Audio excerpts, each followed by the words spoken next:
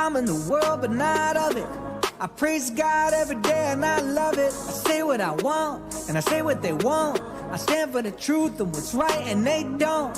Life is simple, it's no puzzle. Common sense will tell you not to wear a muzzle.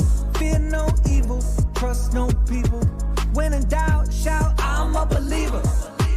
I fear no man, though the world is broken.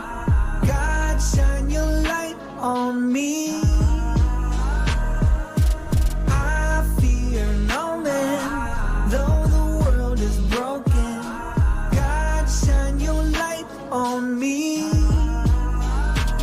I offend everybody, the left, right, in the middle. Blame my parents because I've been this way since I was little. It used to be normal, now everybody praying to crystals. No wonder why it's so easy for the devil to trick you. They treat you like dogs, putting muzzles all on your faces, forcing kids to wear them in schools. Doesn't this seem outrageous? They ban Bible scriptures on TikTok. Let's go to Target! Let's go to Target! Get some PlayStations! Let's go to Target!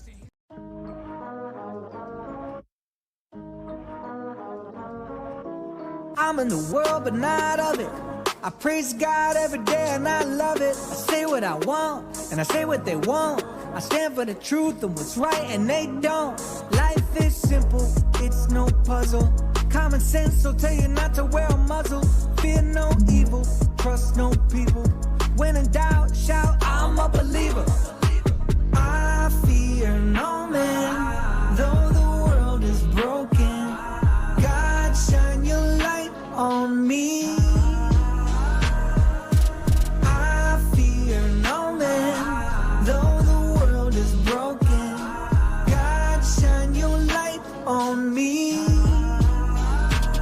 I offend everybody, the left, right, in the middle. Blame my parents because I've been this way since I was little. It used to be normal, now everybody praying to crystals. No wonder why it's so easy for the devil to trick you. They treat you like dogs, putting muzzles all on your faces, forcing kids to wear them in schools. Doesn't this seem outrageous? They ban Bible scriptures on TikTok. Let's go to Target! Let's go to Target! Get some PlayStations! Let's go to Target! All right. What up, Marshall? I don't like your theme song. I don't like your theme song. Shut up. Marshall. How you doing tonight? Me, myself, Andy. Me, myself, Andy. All right. It's Monday night. Kicking the week off right with the Dreaded Conservative show. The best news show on the internet ever. What do we got tonight? I don't even have my notebook. I don't have my notebook. What am I going to do without my notebook? I don't have my notebook. We're going to talk about a lot of... We got to catch up. We got to play some catch up because last week was a whole Charlie Kirk episode. No memes. No nothing. We got to catch up on some memes.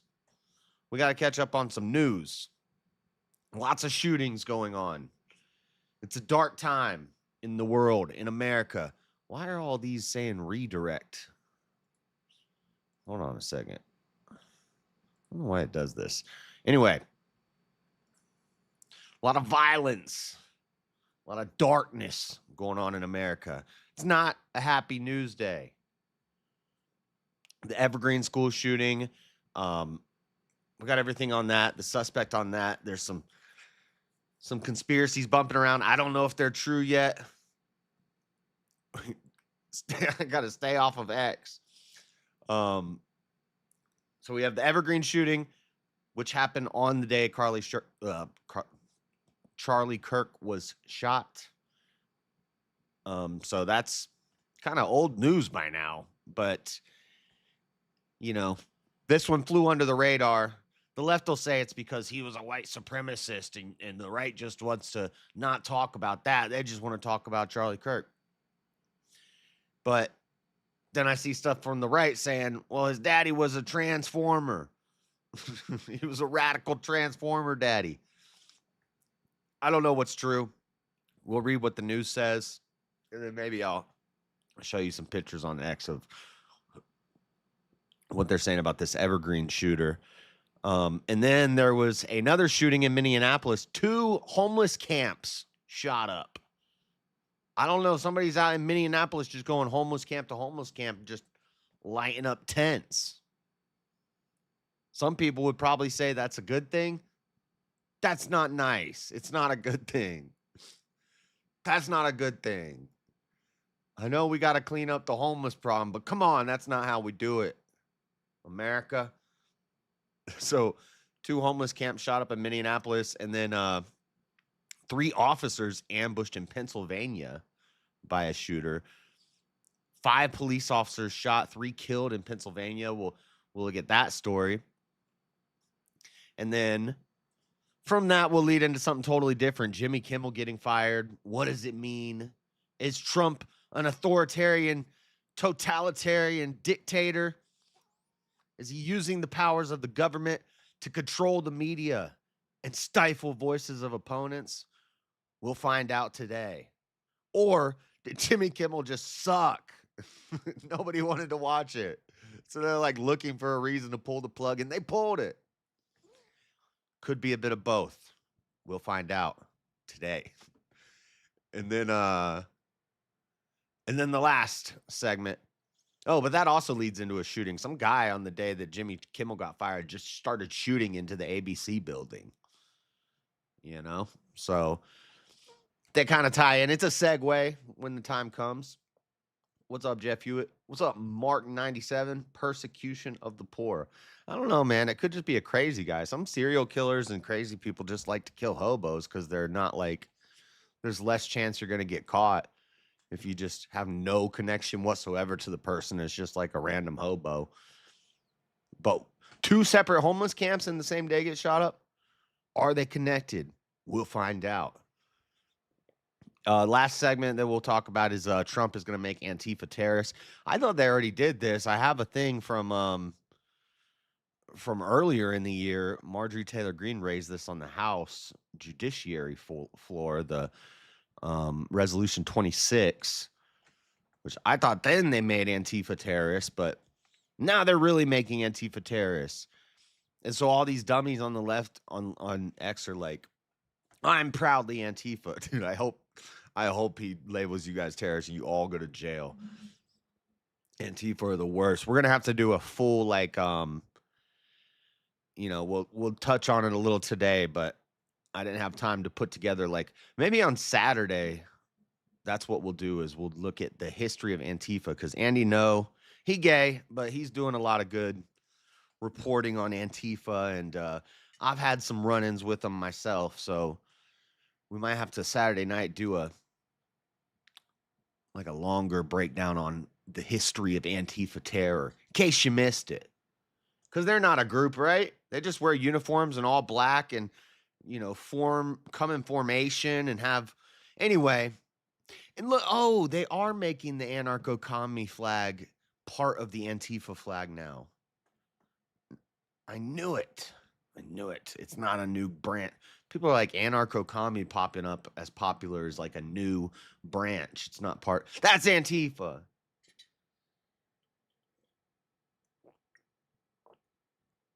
Anyway, so those are the main news stories we got for you. So let's get into it. It's go time. Greetings, JS. Hope you are blessed. Thank you, sir. Thank you, Mark. All right, so Evergreen High School shooting. This happened on the day of Charlie Kirk, and I just didn't have a lot of time to dig into it. I still really haven't. We're going to be doing it kind of live right now. I gathered articles. I saw some headlines. So I'm a little caught up, but I heard at one point that the only person that died was the suspect. That's what this is saying. Axios in Denver is saying, 3 injured, 1 dead. And the news was reporting it. They're saying there's been a school shooting and 1 person has been killed. And it took a while for people to be like, oh, the only one who died was the shooter. Ola Steelman.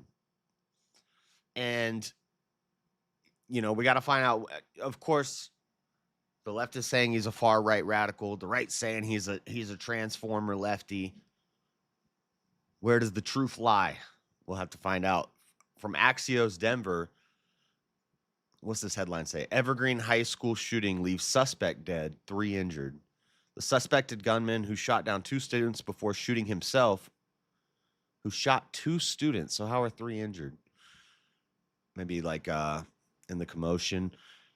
Shot 2 students before shooting himself Wednesday at Evergreen High School has died. The Jefferson County Sheriff's Office confirmed Wednesday night. The shooting happened just before 12:30 p.m. on campus grounds, both in and outside of the school, which has over 900 students and is about 30 miles southwest of Denver. According to Jefferson County Sheriff's Office, the 3 students, including the suspected shooter, were taken to Common Spirit St. Anthony Hospital in Lakewood. As of Wednesday evening, 1 remained in serious condition and another was upgraded to stable condition and transferred to a different facility. Spokesperson Lindsay Radford told Axios Denver. A 4th person was injured, though the individual was not shot. Jefferson County Sheriff's Office spokesperson Jackie Kelly told reporters. Yep. Okay, cool. So the suspected shooter, a juvenile male armed with a handgun, fired on schoolmates. Sorry, my nose is stuffy.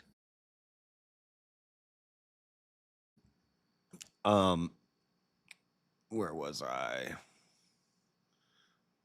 Handgun fired on schoolmates before sustaining a self-inflicted gunshot wound. Authorities confirmed Wednesday his age as well as information about the victims have not been made known. I got that here in a second for you. Federal law enforcement, including the FBI, responded to the incident. Local authorities arrived within 2 minutes. Investigators plan to search the suspect's home, car, locker to learn more about his motive. Also interviewing numerous students. Students should be able to attend school. What they're saying.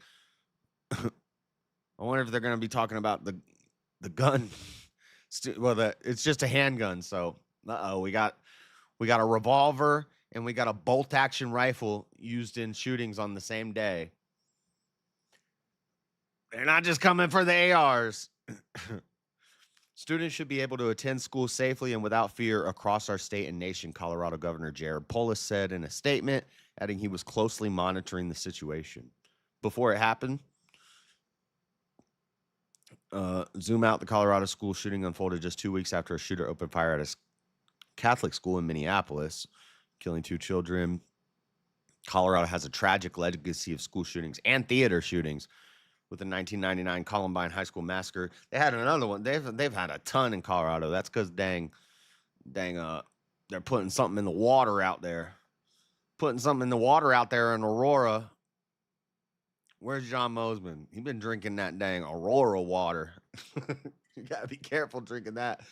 Don't watch like TV or drink water or walk around outside anywhere in like Colorado Springs, Denver, Aurora, any of those areas. You might become a radicalized shooter.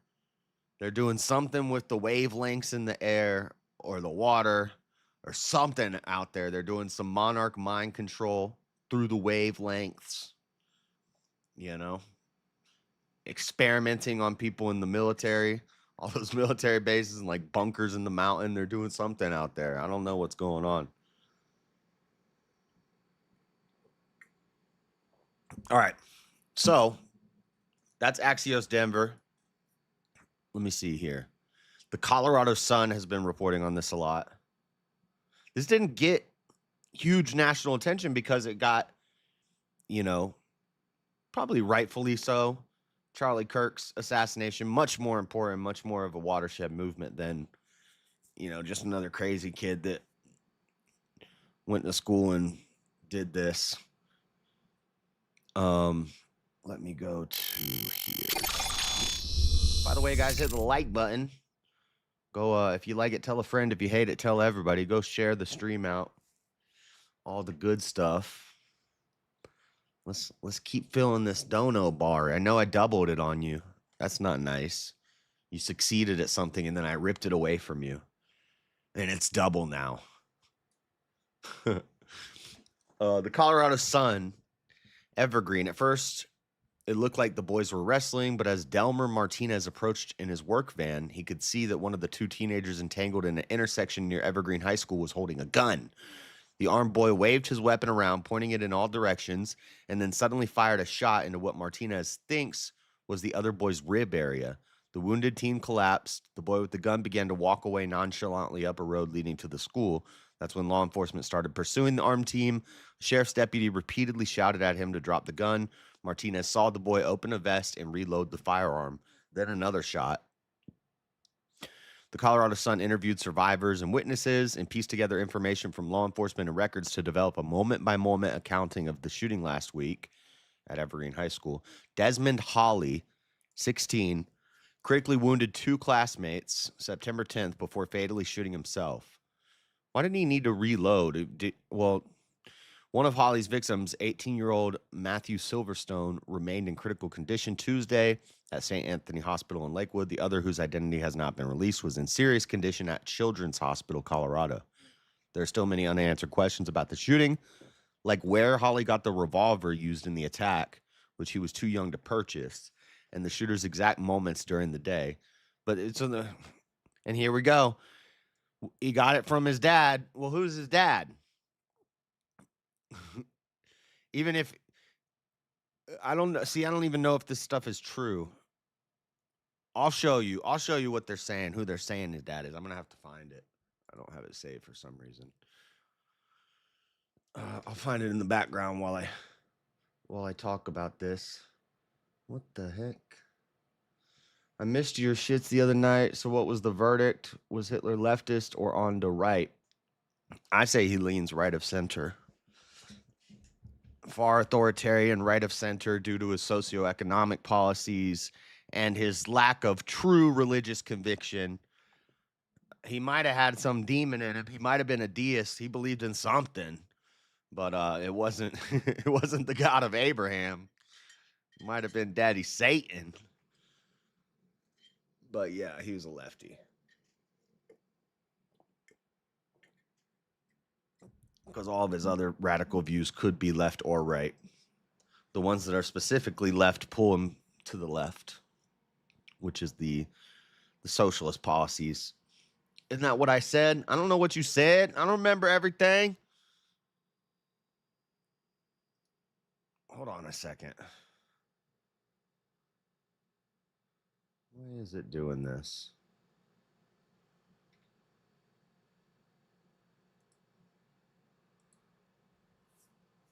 See if it's gonna let me get into X. Okay, cool. What's his name? Sorry, I thought I had this in a folder already. I'm slacking on my folder action. Desmond Hawley.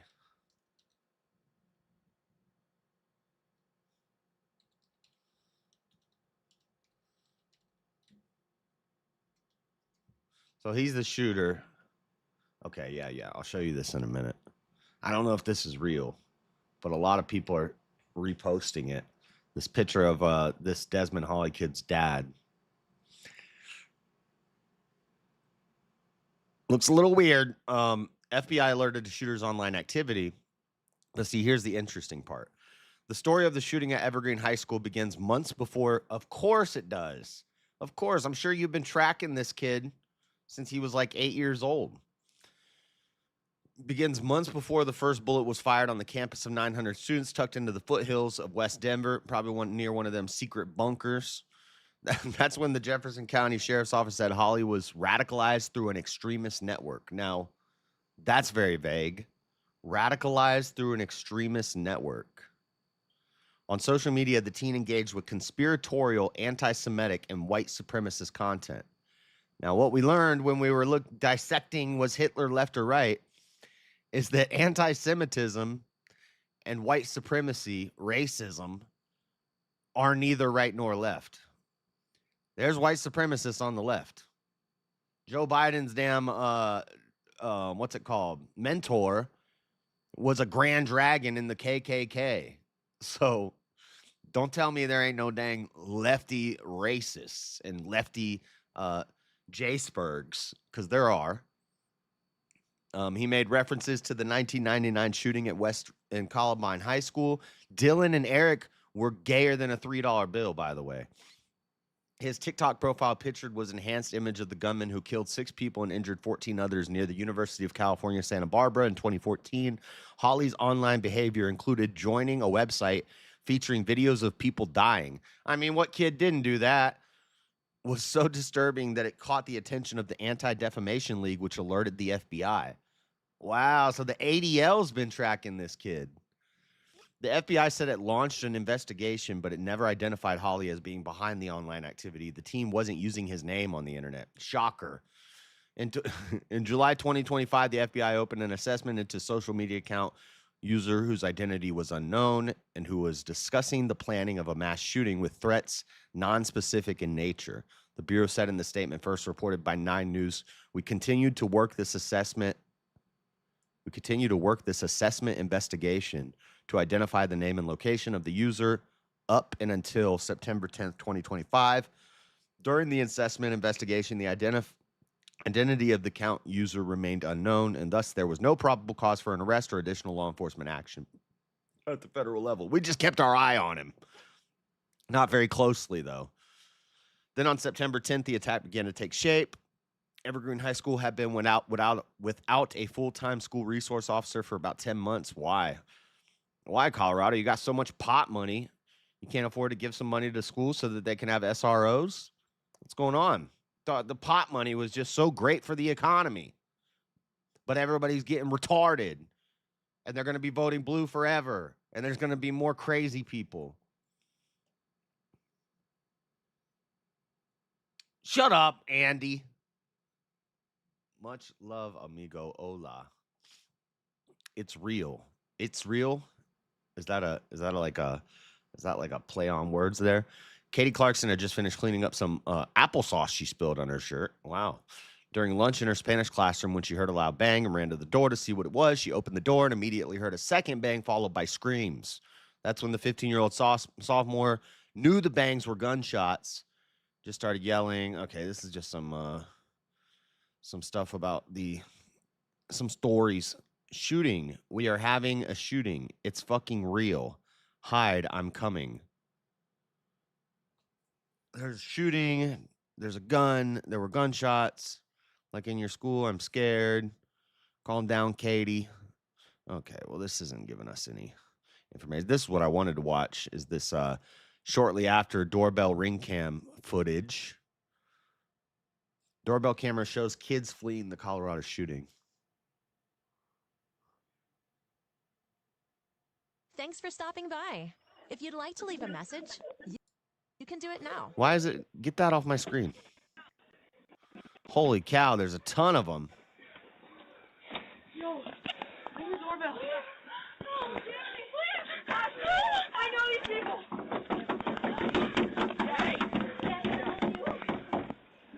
Keep running! Oh. Officials say the suspect, a male student at the school, was taken to the hospital with a self-inflicted gunshot, later died. Ton of kids. I thought it was just going to be like 2 of them. That's like the whole school running up in their house. Dang. Denver area high school shooting suspect was radicalized, officials say. Suspected shooter critically wounded 2 students at Evergreen High School. During the 3rd week of classes this semester, appeared to have been radicalized by some extreme network. How are you just going to say that? Like, what does that even mean? Be specific.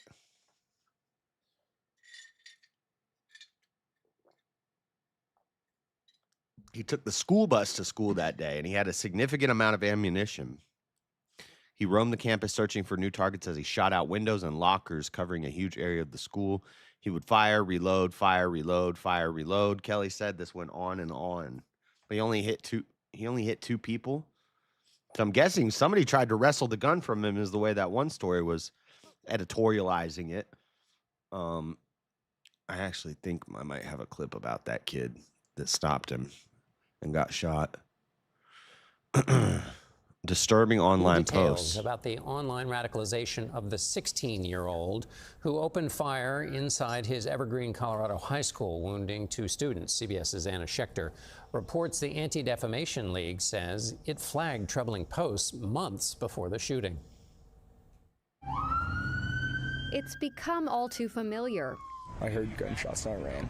A school shooting last week at Evergreen High School in Colorado left 2 students injured and the shooter dead. We saw tens of kids and teachers running up the hill screaming. But what's going on online has become familiar too. The 16-year-old shooter visited the same dark corners of the internet as multiple recent school shooters, where glorification of violence is the norm. Like what? Reddit? What just happened to my monitor? Like what? Reddit or 4chan or Blue Sky or X? Where? Which dark corner of the internet did he wander off into? And this doesn't narrow it down. White supremacist, anti-Semitic does not narrow it down, you know, what his worldviews are. And Marshall, when you say it's not political, left or right, bad things happen. No, we're trying to figure out the source of the radical worldview that leads to this sort of thing. Trying to stamp out the enemy. Can't just be like, oh, it's just both sides. Woosah. No. Pay attention to what's happening, Marshall. There is a through line between the school shootings in Madison, Wisconsin, Antioch, Tennessee, and what we saw in Evergreen. And frankly, even just a couple of weeks ago in Minnesota. Oren Siegel is head of counter-extremism and intelligence at the Anti-Defamation League. It was his team that alerted the FBI to disturbing posts from the school shooter back in July. What exactly jumped out at you that you felt this met the bar that the FBI needed to look at this? So 2 things stood out to us. We had seen a series of attacks, including those at high schools, that seemed to be animated in part by some of these violent gore websites. The FBI has acknowledged being tipped off to the shooter's posts, saying in a statement that while they investigated, the identity of the account user remained unknown, and thus there was no probable cause for arrest. That's what we read on the other thing. So this is all from the ADL, the Anti-Defamation League, started by a guy with a pencil factory. What's that guy's name? Larry something. The pencil factory guy. What was that story? We talked about that a while ago. That's one of those ones. That's one of those it's a conspiracy theory. When somebody's heroes are violent extremists and school shooters, to us, that's an indicator that somebody might be a danger. Unfortunately, I don't think it's our law enforcement community's job to eradicate websites, right? This is where our policymakers need to step up. So, John, the FBI says that it pursues all leads, but you can imagine with this flood of flags coming in every week, it's impossible to investigate them all. But if one thing is coming out of this spate of violence across the country, it's there is an urgent conversation underway right now about gun the safety, role of social media in online. Oh, it's surprising. I thought she was going to say about gun violence. So now, I don't know if this has been confirmed yet, but allegedly, they're saying this is the dad, Winter Holly. This could be fake news. Let me just throw that out there. I don't have a team of on the ground journalists to go confirm any of this for me. But this is supposedly Desmond Holly's dad, Morgan Holly, who changed their name on social media to Winter Holly, was an active very big anti-Trump person, activist. 16-year-old Desmond Holly embraced conspiratorial, anti-Semitic, and white supremacist social media content. But they're saying this is his dad. I have some questions about the school shooter. They said he was involved in an extremist group. Can they define that more? Because all we see is what appears to be left-wing crazy Dem and some trans and anti-Trump family. His accounts have been wiped. You know, you got the Guy Fawkes mask. You know, all the dumb lefties love this mask. I don't think they even know anything about what was really going on with that mask, but I don't know. They're here at a gun range. There's pictures of the family out at a gun range. There's a protest here. Something about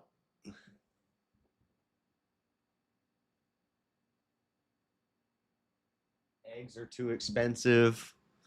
Some of my favorite picks from since I came out and started dressing more how I feel comfortable starting a year ago. I don't know how many of you is still a shock to, ta-da, I'm trans lady. Call me Winter, she, her. Allegedly, that's the kid's dad. Now, everybody's been sharing that. I don't know if it's been verified. Other people are saying he's a Nazi. I have some I made. Velcro fell off the back. I'm going to use stronger glue when I fix it. Some patches here. Officials fatally shot and 2 students remain in critical condition. So, I don't know. I don't know if we're going to get more information, but that kind of that story kind of got buried. Radicalized by an extremist network. ADL's involved, but everybody's quote unquote anti-Semitic now. The left hate Israel just as much as the right. Traction response. I don't know what you're talking about, Marshall. Spokesperson for Cloudflare told CBS News that it's not the hosting provider for the website, adding that the company typically does not host websites and doesn't have the capacity to remove content that is hosted by others.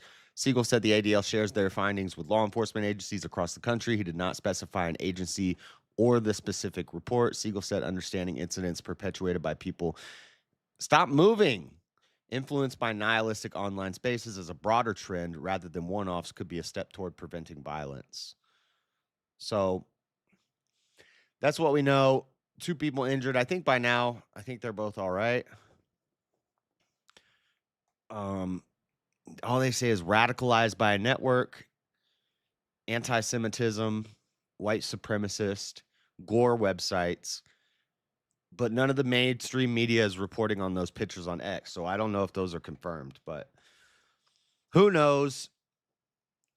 The kids are going crazy. What's wrong with the kids? What's happening to the kids?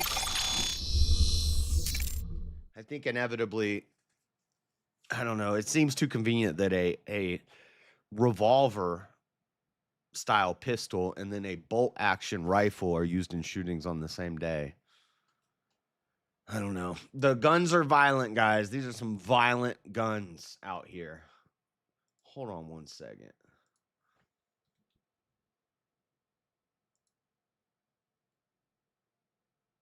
Okay. Barstool? No.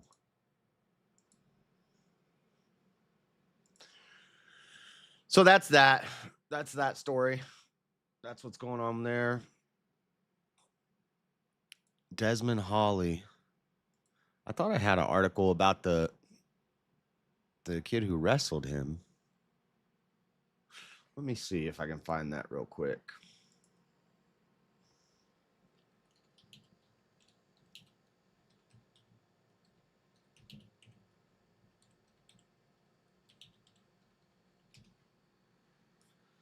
Who's there was one thing about they were saying that one kid was a hero. The kid who grappled with him a little bit. I can't find anything on it.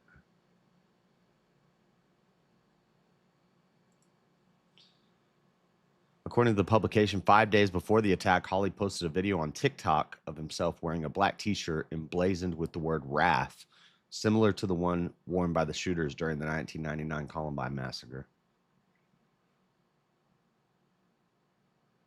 Looking for the story about the kid who wrestled him, and I can't find it.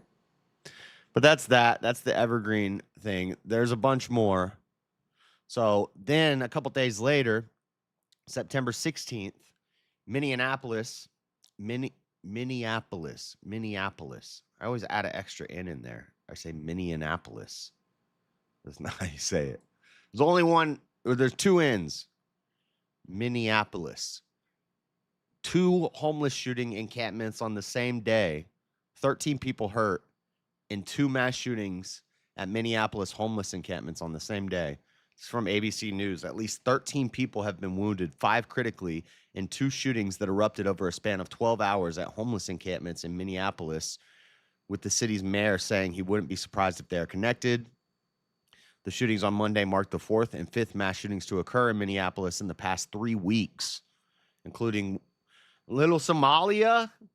Transtopia is having a lot of gun violence. Shocker. Including one of August 27th at Annunciation Catholic School. Excuse me, I have indigestion today. I took some Pepto.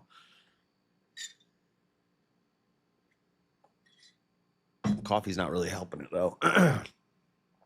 This is tragic. It's horrible. It's unacceptable. And sadly, it's not surprising. Mayor Jacob Frey said in a news conference early Tuesday, Minneapolis Police Chief Brian O'Hara, we keep hearing his name, the city's latest mass shooting unfolded Monday night at a notorious homeless encampment in southwest Minneapolis, in which 8 people were shot and an estimated 30 shots were fired. I thought I had a YouTube video of this.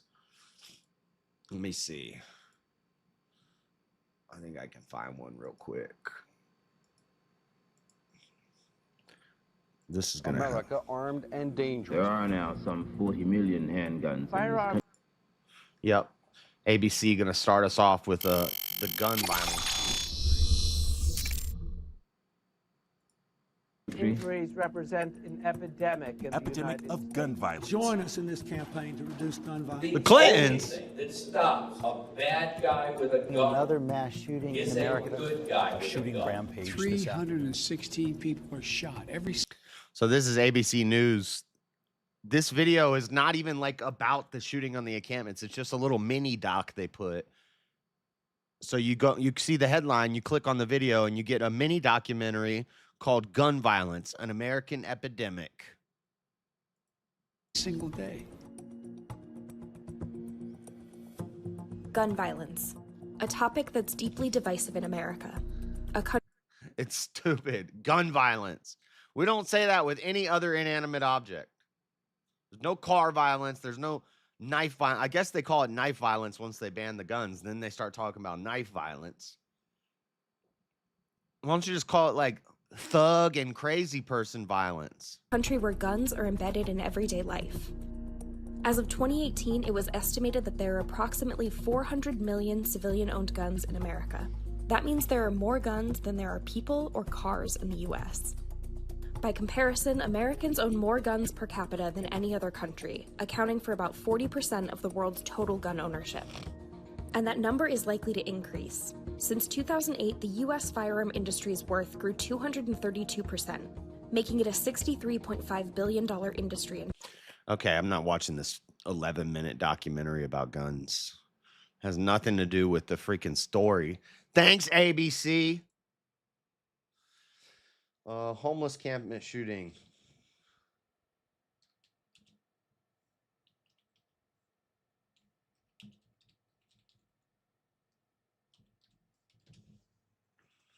Minneapolis, mass shootings at Minneapolis homeless encampment. That's 30 minutes long. We're not watching that.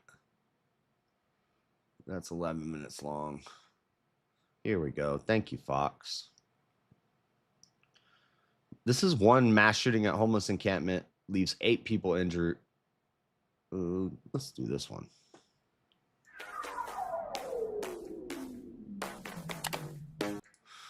Okay. Thanks, Ad. 2 mass shootings just a mile apart. And today, video from our chopper shows garbage trucks clearing out the site of one of those mass shootings, an encampment in Minneapolis. Dude, this could be an op. They just wanted to clean this encampment out. So I don't know if they're going to talk about it in this report, but Minneapolis has laws about open air sleeping, about, homeless encampments, as they should. But these encampments are actually on private property. So if you can see here, this is a parking lot, fenced in, paved, in between a bunch of buildings, and it's private property. Now, does the owner know that they're there? Is the owner allowing it? We don't know that yet. Maybe it's, the owner hasn't even been there, doesn't even pay attention to it. It's just an empty parking lot. These buildings look pretty old and, You know, maybe there's no businesses there, but the property is private. Therefore, the city can't just go in and remove the homeless people in that encampment, even though homeless encampments are illegal. They're on private property. And so look at this. It's a huge homeless encampment. Lots of tents, lots of, people staying there. So it's probably a little mini open air drug market. City wants to get rid of that. How do they do it? Send in a crazy guy. Send in the MK Ultra guy. I don't know that, guys. I'm just spitballing. But anyway, somebody walks up and shoots. The next day, they bring in the Bearcat and they clean up the stuff and they put it all in a dumpster. New at 6, the man who owns a parking lot says that he might just open up that camp again at Jason. Ah, so he does know about it. Okay, I haven't heard this yet. Developments. The owner of the property is allowing them to stay there. That's why they can't do anything about it. The owner of the property said he might just open it up again. There's probably some Democrat guy that's like, just stay on my property. I have property, guys. And then people get murdered on your property and you're held liable. I hope if he keeps doing this and shit like this happens, hold him accountable. Lock him up. Throw away the key. Jason Rantala spoke to him and he joins us now. Hi there, Jason. Yeah, that's right, Amelia. City crews spent the day today clearing this camp. City officials say next steps include getting a court order, hopefully by tomorrow, so they can put up a fence around the area here. As for the 70 or so people that were staying at this encampment, the city says they've provided resources here daily for access to shelter. And I'm sure they bring them little drug sacks. There's always like some community organized group. And sometimes they're funded by taxpayer dollars. They'll be a 501c3. They're not paying taxes. And they'll go to these homeless encampments with little brown bags, little kit bags. You have a couple syringes in there. You'll have a little metal, like tea candle metal holder thing. And then they'll even give you like copper twist ties. And you use the copper twist ties on the little metal cup and you have a cooker. So they come with cookers, needles, straps, what's it called? Little alcohol swabs to clean up the area, and matches, cottons, all that. A little kit bag. And then more needles end up on the ground that were given to them for free. They'll say, like, well, return your needles and you'll get new needles. But you return one needle, and they'll give you 100. Remember, they used to give 100 needles in a bag to homeless people. And then the homeless people would go get them, and then they'd go on the block and they'd sell them for $2 a pop. You just gave a homeless guy 5 needles that he's going to use for the next week, and damn, $180. That's what you gave him. And you know what he's going to spend that $180 on? Dope. and treatment. The city has also activated an emergency resource center to help those impacted by the shooting and to connect people with resources. The man who owns the lot says he allowed the camp to continue against city orders because he doesn't believe the city is doing enough to address homelessness. I'm not here to fight. Do you understand? This is not a fight with me. So is this the guy, Hamoudi Sabri? Of course, some damn foreigner wants to just let the homeless people live on his dude. This is a humanitarian deal. And I have no idea what the fight is. I mean, humanitarian deal. He's wearing a damn Gucci shirt. How much your shirt cost, bro? I have a right to open the camp again, as far as I'm concerned. It's all frustration. He's doing this, showing off. He's flexing muscles. We'll see what happens. This is simply not a strategy that works. It is not safe. Our obligation is clear. Help people transition into safer, healthier alternatives, not allow them to languish in conditions that guarantee the kind of tragedy that we just saw. And Sabri says he insists he did not create this mess. He just responded to it. And as you just heard, he's not ruling out another encampment here in the future. And back to these shootings, we've learned this shooting here on Lake Street as well is the one mile down the street. This guy with this pit bull behind him, this dude's scared right now. We've learned that 4 are in critical and may not survive. And Frank, there have so far been no arrests. All right, we'll update things tonight at 10. Jason, thank you. All right, no arrests. No arrests. 2, and there was 2. 2 in one day. So the shooting at the homeless encampment on South 28th Avenue, East Street, occurred around 10 p.m. He said an officer working at the Target store nearby was approached by multiple people running and telling him that there was gunfire at the encampment. The officer exited the store and heard gunfire coming from the area of the encampment. Upon arrival, officers found 5 people wounded, including 2 people, a man and a woman, discovered inside tents suffering from bullet wounds to the head. O'Hara said that 3 other gunshot victims showed up at hospitals on their own. At least 4 of the victims had life-threatening gunshots. Multiple shell casings recovered from the scene, leading investigators to believe that someone inside the encampment exchanged gunfire with the shooter who targeted the encampment. O'Hara said that in addition to the shooting, a fire broke out in one of the tents while police were on the scene and that firefighters were called to extinguish the blaze. No arrests have been announced in the shooting. Detectives are investigating the possibility that the shooting is connected to earlier gunfire at a nearby homeless encampment that left 5 people injured, including 1 in life-threatening condition. He said the earlier shooting occurred just after 11 a.m. near the intersection of East Lake and Stevens Avenue. While the investigation is still very preliminary, that is certainly something that we can't rule out, and of course it's something we're considering. So we're not getting information on a suspect, but possibly 2 in the same day homeless camp shootings. So somebody's going around just taking out hobos.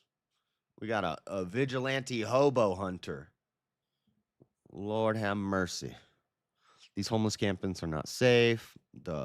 In addition to the Annunciation Catholic School shooting, Robin Westman died by suicide. Minneapolis police investigated August 26th mass shooting that left 1 man dead and 5 other people wounded in Southwest Minneapolis. So, not a lot of information on this. This one flew under the radar too. And we got more. Lots of violence. Lots of craziness happening. This is in Pennsylvania from CNN. A gunman ambushed and killed 3 officers as they responded to a desperate plea for help, police officials say. In Spring Grove, Pennsylvania, in late August. So, this is an old story. Why did this just start? This article is from September 19th. This is another one that I guess this happened a while ago, and it's just been popping up in the news lately. In late August, a pickup truck sitting in the driveway of a rural Pennsylvania home was set on fire by an unknown culprit. Even though the woman living there suspected her ex-boyfriend of committing the offense, she asked police not to investigate the incident further. The woman told police she had only dated 24-year-old Matthew Ruth for a short time. He had never been to her house, and she never invited him there. After weeks of alleged stalking, officials say the woman's home would become the scene of a shootout between Ruth and local law enforcement attempting to serve a warrant for his arrest, culminating in the deaths of the shooter and 3 of the detectives who were trying to keep the woman safe. 2 other officers were injured in the shooting in North Corridus Township, an area about 115 miles west of Philadelphia, where homes are separated by sprawling farmland. So it's not in the city.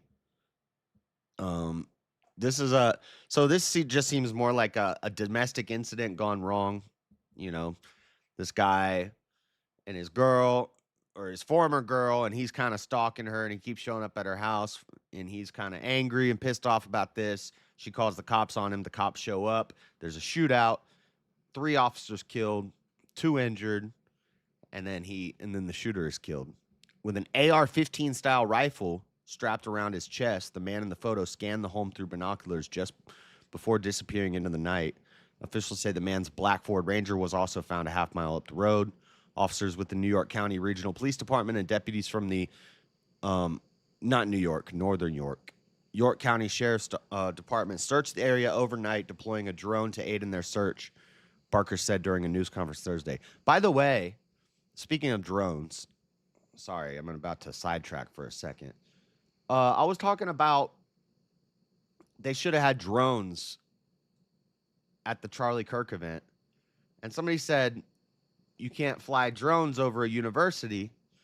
which I know I've flown drones before, and I know you get into some airspace and the drone will just stop, like the Hollywood sign, for example. I was flying Freddie's drone and I got too close to the Hollywood sign, and it like it makes your drone like turn around. Or over the beach, you couldn't fly too low over the beach, but they have drone footage of the college as Charlie was pulling up. So there were drones out there. So just an interesting little side bit. Despite searching over the next several hours, a warrant was sworn out for Ruth's arrest. A brutal ambush. When officers approached the woman's farmhouse, they took precautions, carefully scouring the scene with a drone, aware that Ruth could be nearby. As officials approached the front door, previously left locked by the woman who had fled for her safety, they discovered the door was now unlocked, and upon entering, were hit with a barrage of gunfire. The officers have been identified as Detective Sergeant Cody Becker, Detective Mark Baker, and Detective Isaiah Emmenheiser of the North York County Regional Police Department. Upon the officers immediately opening the door, Ruth repeatedly fired at the officers with multiple rounds from an AR-15 style rifle. Barker said Thursday. Becker, Baker, and Emmenheiser were killed. The shooter moved to the farmhouse where 2 more officers were shot and wounded. Officials are still investigating the shooter's movement prior to the shooting, but he was familiar with the home, which his ex-girlfriend said he had never visited. He was very familiar with the home, which she said he had never visited. Interesting. He carefully surveilled the entire residence and the outbuilding areas. Officers are still investigating how the man entered the home. The man fatally shot his ex-girlfriend's family dog. What a jerk. You just shot the dog? Why would you do that? Besides discovering the initial casings, they also discovered in the basement that he had killed the black Labrador that was owned by his ex-girlfriend. That's messed up. Both officers remain hospitalized. One of the 2 patients in our care has been upgraded to satisfactory condition. The other is still listed in critical but stable condition at this time. At least 30 shots rang out, a neighbor said. It seemed like a war zone. It sounded like a war zone. Even so, one of the injured officers was able to return fire and kill the shooter, officials said. But Miller, hiding in his car, didn't know that yet. His heart was pounding. I just could not believe what I saw. And then I looked at the tall corn next to me and thought, well, if they didn't get him, he's on the run and he could come through the cornfield.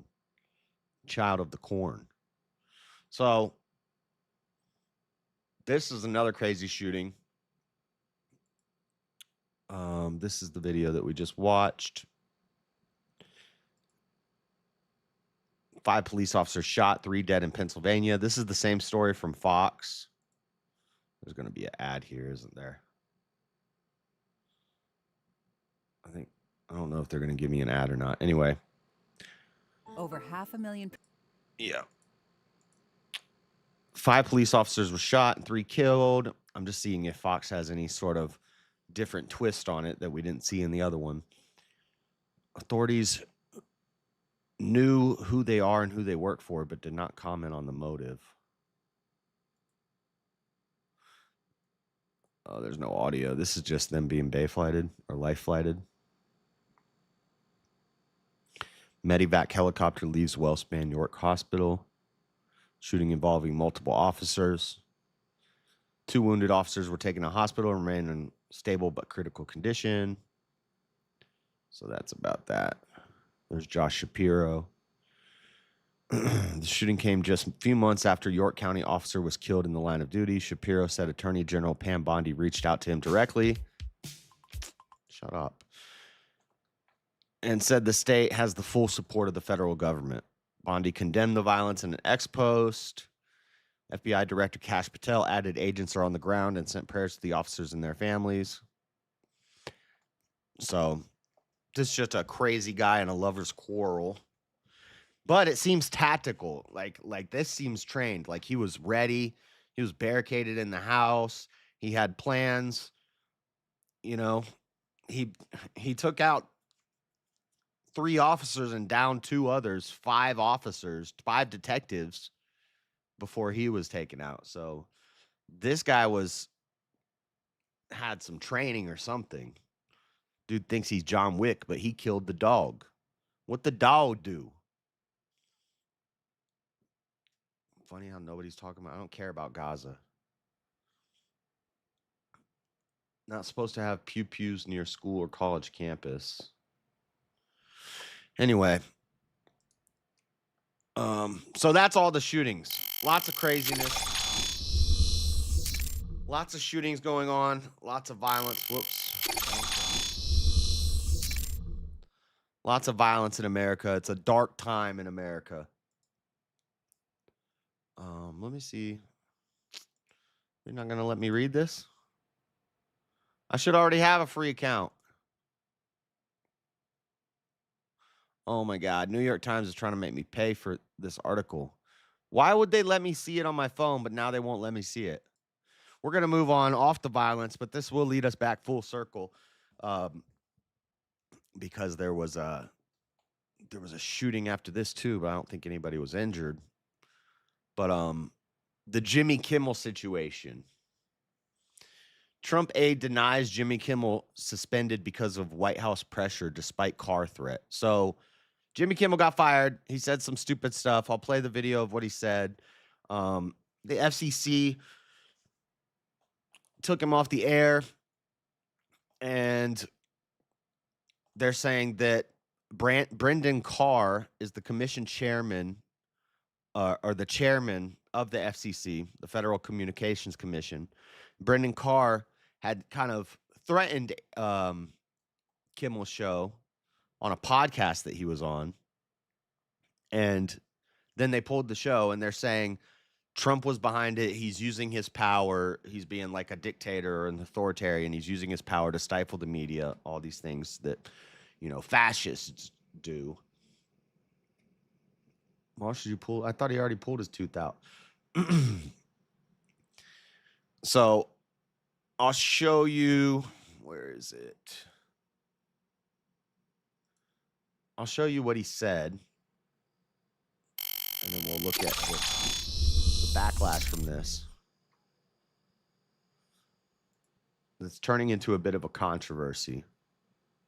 He announced that Jimmy Kimmel Live will be removed indefinitely from the air due to the comedian's comments on the killing of Charlie Kirk. It's about the death of Mr. Kirk are offensive and insensitive at a critical time in our nation's political discourse, and we do not believe they reflect the spectrum of opinions, views, or values of the local communities in which we are located. Continuing to give Mr. Kimmel a broadcast platform in the communities we serve is simply not in the public interest at the current time, and we have made the difficult decision to preempt his show in an effort to let cooler heads prevail as we move towards the resumption of respectful, constructive dialogue. We hit some new lows over the weekend with the MAGA gang desperately trying to characterize the MAGA gang.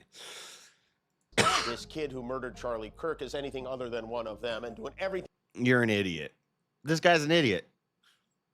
But the question is, can you be a late night host and say dumb shit, spread lies, spread propaganda knowingly, spread obviously fake information, and lie about people and demonize a whole half of the country?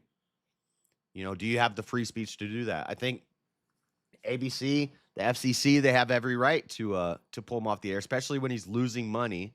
He has a garbage show. Nobody watches it. But it looks bad if Trump is telling the FCC, threatening them, and then Brendan Carr, the commissioner, is threatening networks, saying, if you don't say what Trump wants you to say, you're going to get pulled off the air.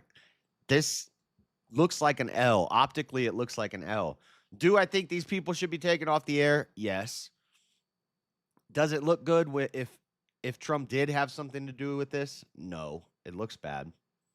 They can to score political points from it. In between the finger pointing, there was grieving. On Friday, the White House flew the flags at half staff, which got some criticism. But on a human level, you can see how hard the president is taking this. My condolences on the loss of your friend Charlie Kirk. May I ask, sir, personally, how are you holding up over the last day and a half, sir? I think very good. And by the way, right there, you see all the trucks?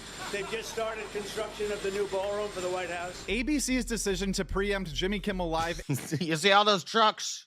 New ballroom. Nice. Instantly created medians to dids of government. Obviously, it's been a very ambiguous or major shock, expressing their disgust for the situation online. Anyway. and not the people. Hear the hard way. These companies can find ways to change conduct and take action on Kimmel, or there's going to be additional work for the FCC ahead. The issue that arose here, where lots and lots of people were upset. So this is the Brendan Carr guy, and this is the threat that he's making. He's the commissioner of, or he's the chairman of the FCC. That was not a joke. It was not, making fun or pillaring me or the administration or the president. It was appearing to directly mislead the American public about a significant fact of probably one of the most significant political events we've had in a. This is a good point. So he's saying it's not about him attacking Trump. It's not about him being mad at the FCC. It's about him lying to the people. Journalistic integrity is important. And when you're a late night host and you have the microphone, the big microphone, you got the big mic now. And you're not just entertaining people, you're giving information. You made your entertainment show a politics and news opinion show. You can't be lying to the masses saying, oh, it's a MAGA. The MAGA gang is saying he's not a MAGA shooter. Crazy. You're lying to people. And these dumb Democrats will believe you. They'll gobble it up. They don't really pay attention to the world. They just watch Jimmy Kimmel. Who the hell's watching Jimmy Kimmel, by the way? A long time. It's really the most significant political assassination we've seen in a long time. And so I think that's categorically different. If you've wanted to see Jimmy Kimmel get fired for a while now because you view him as more of a hypocrite than a comedian, and as someone who's obsessed with politics while making millions off dividing the country and basically acting as a soft extension of the cable news, that would all be fair. Nobody is saying that his show will be missed or that those comments were in good.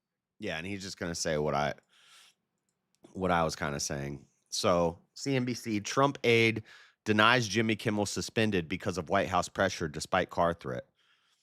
The White House press secretary, Carolyn Leavitt, on Saturday denied late-night TV host Jimmy Kimmel was suspended because of pressure from the Trump administration. Federal Communications Commission Chairman Brendan Carr has suggested pulling ABC's broadcast license. President Donald Trump has also suggested the government will revoke the license of broadcast television networks that are against him. Now, this is CDNC. This is CDNC, CNBC News. Quote, remove broadcast license of networks that are against him. Kimmel's fate at ABC is still up in the air as talks with Disney reportedly continue. A lot of people started canceling their Disney Plus subscriptions because of this. So I guess they're mad at ABC and Disney for canceling him. So they canceled their Disney Plus subscription. They're canceling Disney. The left is canceling Disney. That's a W, right? we got a W out of this one. If firing a guy who sucks gets people to cancel their Disney Plus subscription so Disney loses money, this is like killing two birds with one stone. This is a double W. I'm with it. Fire more Disney workers. Maybe everyone will cancel their Disney subscription. People across the country are calling for a boycott of Disney streaming services after ABC pulled Jimmy Kimmel's show from the air indefinitely. Walt Disney-owned ABC confirmed on Wednesday, September 17th, that Jimmy Kimmel Live would be preempted indefinitely following comments he made regarding the fatal shooting of conservative activist Charlie Kirk. The shock move came after Nexstar Media said on September 17th that it would not air episodes of Kimmel's show across its ABC affiliate stations, and after Federal Communications Commission Chairman Brendan Carr seemingly threatened ABC, Disney, and Kimmel during commentator Benny Johnson's YouTube show. So that was while he was on Benny Johnson's show. The decision prompted social media users to post pictures of their canceled receipts under the hashtags Cancel Disney and Cancel Disney Plus. Many of them are critics upset with ABC and by extension parent company Disney for silencing criticism of President Donald Trump and his administration at the expense of free speech. Free speech. Cancel your Disney and ABC subscription for what they did to Jimmy Kimmel. Let them know how pissed off you are. So this is a double victory. It just looks bad on Trump because of course it's going to lead to more People saying he's an authoritarian dictator. Evil Trump. USA Today Network has reached out to Walt Disney Company for comment about its subscription services. Celebs calling fans to cancel Disney Plus. David Letterman and former Vice President Mike Pence. Actor Tatiana Maslany, star of Disney Plus series She-Hulk, attorney at law, called for more than 500,000 fans on Instagram to cancel your Disney Plus, Hulu, and ESPN subscriptions. Well, we don't need ESPN anymore. We're going to Paramount, boys. Speaking of Paramount, Charlie Kirk's friends are calling for them to bring back the South Park episode because they took down the South Park episode, and he's... Side news, I'm going to have a bunch of these little side things. What is a patsy for $1,000? This dude just like having conversations with himself. What are you doing, Parallax? You're just talking to yourself about nothing that has to do with anything that I'm talking about. Former Supernatural actor Misha Collins posted on X to his more than 2.6 million followers he would cancel his Disney Plus subscription indefinitely. So people are canceling Disney for canceling Kimmel, and it's all Trump's fault. I don't know. It seems like a W. Seems like a W. We got Colbert, Joy Reid, Don Lemon. Who else? A bunch of them. Roseanne moved out of America. Jimmy Kimmel suspended indefinitely. And people are canceling. And people are canceling their Disney Plus membership. So seems like a big W. I think it's a good thing. Jimmy Kimmel, we'll keep our eye on that. I think, but oh yeah, one more thing about that. So when that happened, some crazy old guy shot into the ABC building. The 64-year-old man who police said fired 3 shots into a local ABC studio after late-night comedian Jimmy Kimmel was suspended this week, reportedly had a social media account that showed a clear hatred for President Donald Trump. ABC, you canceled Jimmy Kimmel for talking about Trump. Ah! Could you imagine, like, what kind of crazy... This is why I'm pro a little gun control. Democrats shouldn't be allowed to have guns. Democrats, atheists, and dang LGBT people should not be allowed to have guns. Take them. Kimmel is back, no? Is he? Is that new? That could be something that's happened since I went to bed. Kimmel back on air. Kimmel returns. He is back to return to the air Tuesday after the suspension. Okay, so it was a little slap on the wrist. That's actually probably the best move on like to look good for Trump. It's like, okay, we didn't cancel him. We just suspended him. He said something stupid. We can't allow that. We're going to have to rein him in. He's going to have to listen from now on. He won't like it. Frankly, I don't care. So he is back. This is 5 hours ago, 44 minutes ago, 2 hours ago. So this happened. This is an update from CNN. Kimmel's show to return Tuesday, but Sinclair will continue preemption. What does that mean? Jimmy Kimmel Live will return to ABC on Tuesday night, but not all of ABC's affiliate stations will be carrying Kimmel's comeback show. Sinclair, one of the country's biggest owners of local TV stations, said its ABC affiliates will preempt the show beginning Tuesday night. Sinclair said it will air news programming in the time slot instead. Discussions with AB. So, is that like based on area? Maybe the demographic? How are they deciding what Sinclair's conservative owners condemned Kimmel last week and contributed to ABC parent Disney's decision to pull the show temporarily. Kimmel controversy erupted after conservatives criticized Kimmel monologue, commenting about MAGA response to the assassination of Charlie Kirk. Then last Wednesday, President Trump's close ally atop the FCC, Brendan Carr, publicly suggested Kimmel should be suspended and invoked the FCC's oversight of local TV stations, within a matter of that. But the FCC's always had oversight over news state. Like you would get fined back in the old radio days. You'd get fined like crazy exorbitant amounts of money for cussing, for letting like certain cuss words. You could say some things. You could say ass, but you couldn't say asshole. You could say shit. You could say bitch. You could say damn, but you couldn't say GD.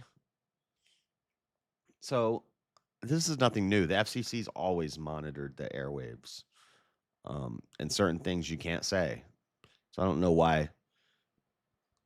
I don't know. This might just be like the lefties needed a little distraction controversy because of all the Charlie Kirk stuff. The right was rallying. So the left was like, we need something to kind of change the narrative. Jimmy Kimmel got canceled. Free speech. That'll get him. But yeah, so this guy shot into the building. So Jimmy Kimmel's back on air starting tomorrow. And then this guy that did the shooting, Variety reported an X account for Anibal Hernandez Santana, the suspected gunman, contained a steady stream of anti-Trump commentary. Where is a good heart attack when you need it most? Please join in my thoughts and prayers for the physical demise of our fearful leader, Hernandez Santana. Deport this guy. Where's this guy from? And in July, Variety found posts where he said he is ready to fight like hell to oppose the Trump administration. The authoritarian oligarchy is now complete. He posted CBS Plus caving, big law firms in D.C., the subservience, FBI and AG, university presidents stepping on, fanboys, SCOTUS, public radio, ICE goons. We are going to have to fight like hell. Rules don't apply if election was stolen. Fight. This is one of this guy that shot into the ABC building. This is one of his posts. Crazy loon. Crazy lefty loon.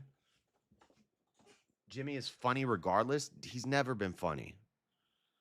He wasn't even funny on the Man Show. Adam Carolla had to carry that show.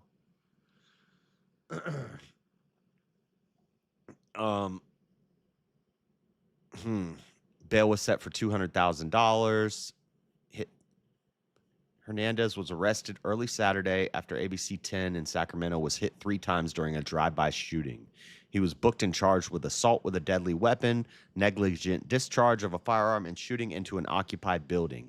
Bail was set at $200,000. He's scheduled to have a court appearance Tuesday afternoon. The shooting happened one day after protest was held in front of ABC 10 following Kimmel's suspension. About 15 people showed up for the protest. 15 people? 15 people? The Man Show was good. Love Adam. Yeah. Yeah, it was good. Adam is why I watched it. Yeah. He's still funny. He's always been funny. Kimmel was all right. Kind of goofy, but Adam was definitely the main draw of that show. Kimmel had his show. Okay, cool. So that's pretty much all of that. All the shootings, all the violence, the Jimmy Kimmel situation. We have one more story in the main story news. We're making Antifa terrorists. Let's freaking go. Took long enough. But I thought this happened already, so we're going to look at something related that happened earlier. But Trump says this is from CNN. Trump says he's designating Antifa as a terrorist organization. President Donald Trump said he is designating the far-left anti-fascism movement, Antifa, as a terrorist organization, announcing the move on his Truth Social platform in the early hours Thursday morning UK time. It wasn't immediately clear what mechanism Trump would use to make the designation, and Antifa lacks centralized structure or defined leadership, making it unclear who or what precisely would be targeted. I am pleased to inform our many USA patriots that I am designating Antifa, a sick, dangerous, radical left disaster, as a major terrorist organization. Trump wrote, I will also be strongly recommending that those funding Antifa be thoroughly investigated in accordance with the highest legal standards and practices. Thank you for your attention on this matter. So And who's this Cranstonstein guy? This Brian Cranston guy? Krasenstein? Brian Krasenstein? Doesn't he have a brother? This guy's been going off about Antifa. He's obsessed with Antifa now. Here. Look, he's proudly fascism. This guy is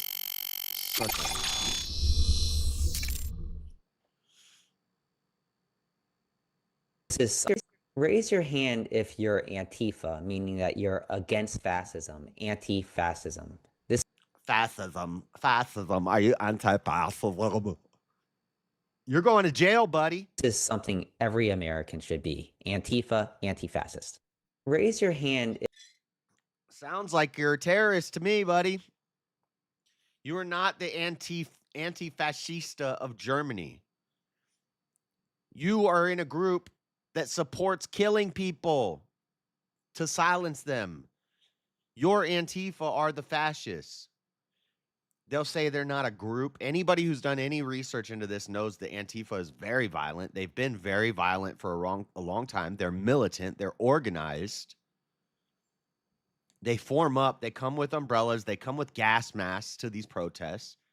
During the BLM riots, they were the ones doing violence everywhere, starting fires. Something like $4 billion in damages. Something like over 30 casualties. Just during the Summer of Love, Chaz and Chop, bunch of sexual assaults happened there. They've been Antifa in America is not the Antifa that was fighting back against Nazi Germany. These are the Nazis.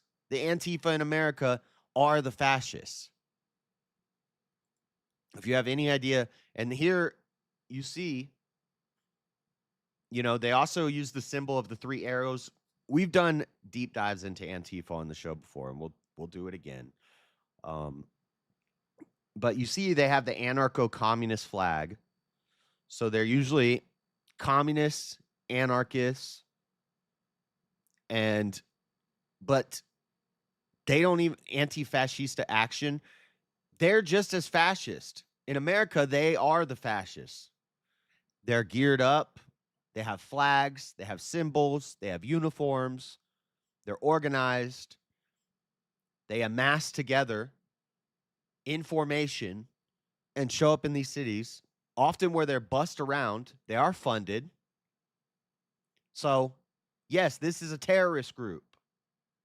Sorry. If the KKK is a terrorist group, Antifa is a terrorist group.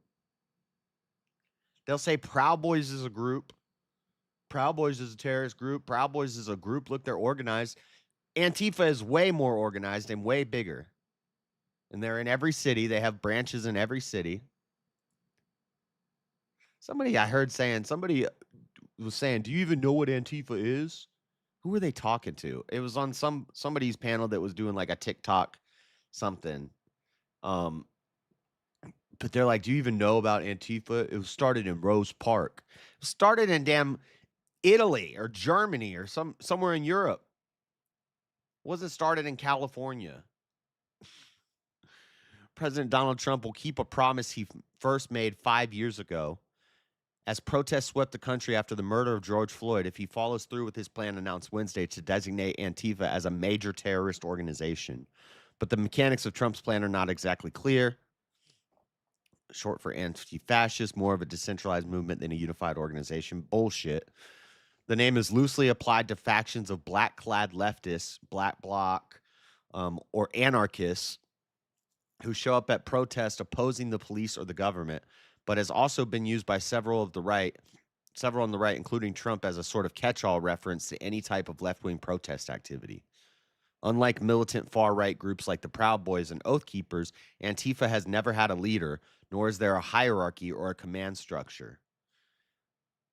So it's just unorganized. So we don't count it as a group because they're just unorganized. But they are organized.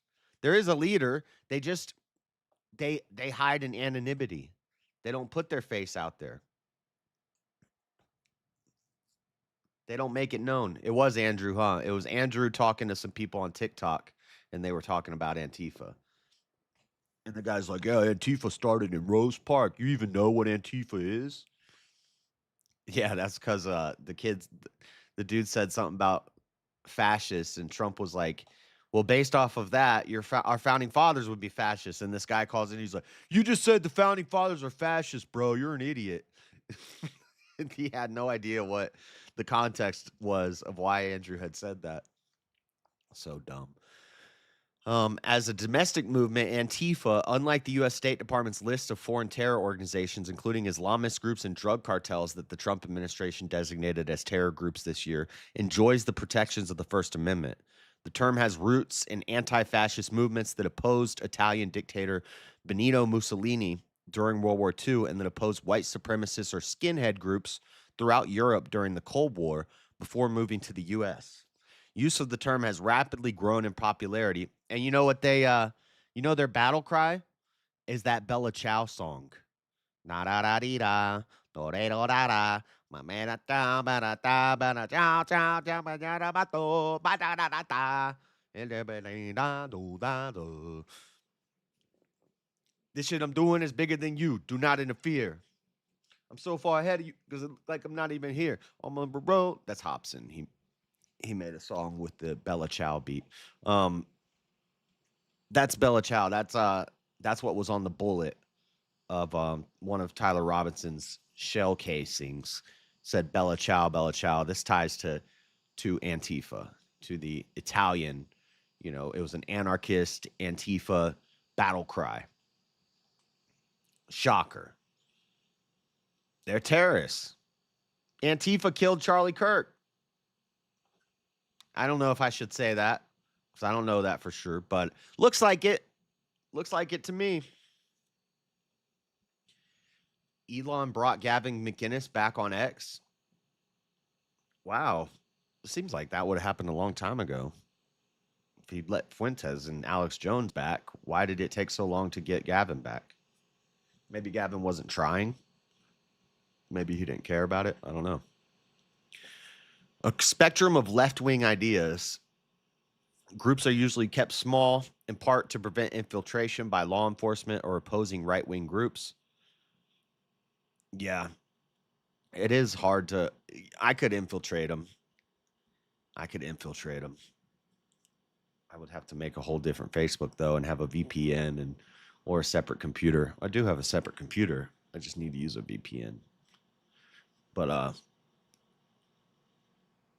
let me see. Most of the cases of rioting and violence that took place in the summer protests following Floyd's murder were blamed on Antifa, even though Trump's then FBI Director Christopher Wray described Antifa as an ideology and not an organization. Yeah, that guy was an idiot. Their ideology represents a spectrum of left-wing politics, but usually falls outside the mainstream Democratic platform. No, it doesn't. They're a tool of the mainstream Democrats. The mainstream Democrats just put on a face for the optics that they're not extreme, but they support all this crap too. The mainstream Democrats are far left. They just don't act like it. They support all this crap. They're damn commies. Anarcho-commies. The generalization of Trump's announcement that he would designate Antifa as a terror group raises fears that the president may be looking for a ploy to stifle any large-scale left-wing dissent. They kill people, and they light buildings on fire. They're violent. They're very violent. Andy Ngo has covered this extensively, and now he's having death threats saying that he's next. He gay, but he's a good journalist, and he's been covering Antifa like crazy for a long time. He's always putting stuff up on YouTube, posts and stuff about another Antifa transformer got caught trying to kill somebody. All the time. What goes around? The president has also used the label terrorists as a pretext to justify the government taking drastic violent actions, including the U.S. military strike against boats from Venezuela that the president has claimed were carrying members of Tren de Aragua, a drug cartel that he designated as a terror group earlier this year. I definitely support this. Antifa are terrorists. Now, I thought this happened already. So this is Resolution 29 deeming certain conduct of members of Antifa as domestic terrorism and designating Antifa as a domestic terrorist organization. This is a resolution sponsored by Marjorie Taylor Greene, introduced January 9th of 2025 to the House Judiciary Committee. It was referred to the House Committee on the Judiciary, all actions. It's been submitted, it's been referred and submitted, so hasn't been resolved yet. It's just been introduced. There's no resolution yet. There is one summary for H. Res. 26. Bill summaries are authored by CRS. Shown here, introduced in House, January 9, 2025. This resolution deems certain conduct of members of Antifa as domestic terrorism and designates Antifa as a domestic terrorist organization. The resolution calls on the Department of Justice to 1. Prosecute crimes of domestic terrorism by Antifa, and 2. Use all available tools and resources to combat the spread of such terrorism by Antifa. I thought when I clicked listen, I was going to hear Marjorie Taylor Greene introducing the bill. I didn't know it was just going to be a robot reading what I already read, but that still sounded kind of cool. So what do you guys think? Terrorists, this guy Brian Krasenstein is going crazy on Twitch. I'm talking about he's Antifa now. Breaking, as Trump claims he will designate Antifa a terror group as early as today. Note the following. 1, I am Antifa because I'm anti-fascist. 2, going after someone who is Antifa, capital letters, for merely saying they are Antifa is an action a fascist would take, which means there is a reason to be Antifa. 3, saying I am Antifa as an anti-fascist is protected speech in the U.S. It only becomes legal issue if tied to specific illegal actions. If we designated, I don't know, let's say we designated Trende Aragua as a terrorist group. And if you go out and get a bunch of Trende Aragua tattoos and you start going all over social media and you have a large following and you start saying, I'm Trende Aragua, you're a terrorist. You're going to jail. Feds, we got one. Get him, boys. This guy right here, Brian Krasenstein, get him. He's openly admitting that he's Antifa. He's a terrorist. What a piece of shit. How do you think Republicans performed at the Republican National Convention yesterday? What a piece of shit. This dude's an idiot. Anyway, so that's that. Dang it, I keep going to the wrong one.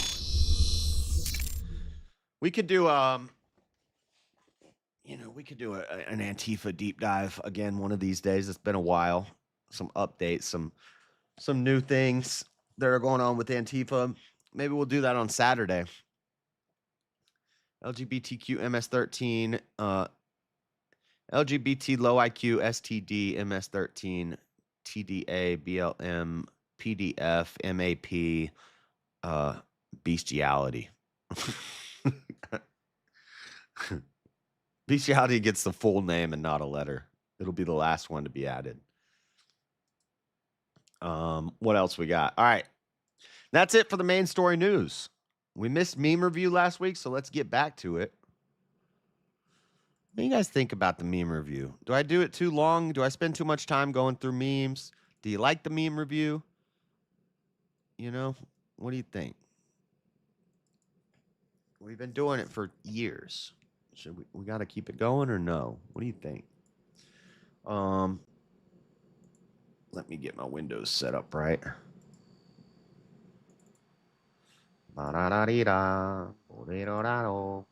Bella ciao, bella ciao, bella. I need to stop singing that song. They're going to think I'm a terrorist. It's a catchy jingle. Okay. It's a really dumb take to say because you are against fascism that you are then part of Antifa. I'm pro-carnivore diet doesn't mean I'm anti-vegan. Yeah. Hit the like, nerds. That's right. It's meme time. Meme time. transition. Her, I'm cold. Me, well, damn, bitch, I can't control the weather. I think is that Nancy Reagan or is that JFK's wife? Who is that lady? I don't know. It's a lady. Well, damn, lady, I can't control the weather. What do you want me to do about it? Get yourself a dang jacket. Next. Heaviest object in the universe, the sun. This is the bending and the warping of space-time, okay, guys? The sun, a neutron star, a black hole. Your sins paid for by the blood of Christ is the heaviest thing in the universe. Let's go. Shout out, Jesus. Next. This picture alone destroys the globe Earth theory. Flat Earth, the water collects, finds its level. Globe Earth, all the water drips off. There's no way the globe Earth is real. It's got to be a flat Earth. This picture proves it. I don't know. You know, of course the Earth is flat. That's a good joke. That's a good joke. Next. Call center cat. Look at this cat. Bro, that's an awesome cat. I want a call center cat. No, I want a Maine Coon. Guys, I was looking at the prices of those Maine Coons. They're like $3,000. Sorry, not getting a Maine Coon. I'm not paying $3,000 for a cat. I can find a damn trailer kitty running around anywhere. For free. I ain't paying $3,000 for a big cat. Next. I got a tattoo of my dad on my arm. Where is he? Where's your daddy, boy? Next. Been thinking about getting a face tattoo like this. Dude, I think this is AI, but could you imagine getting a Danny Trejo face tattoo?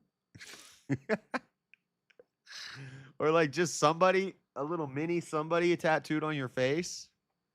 That looks freaky. That's wild.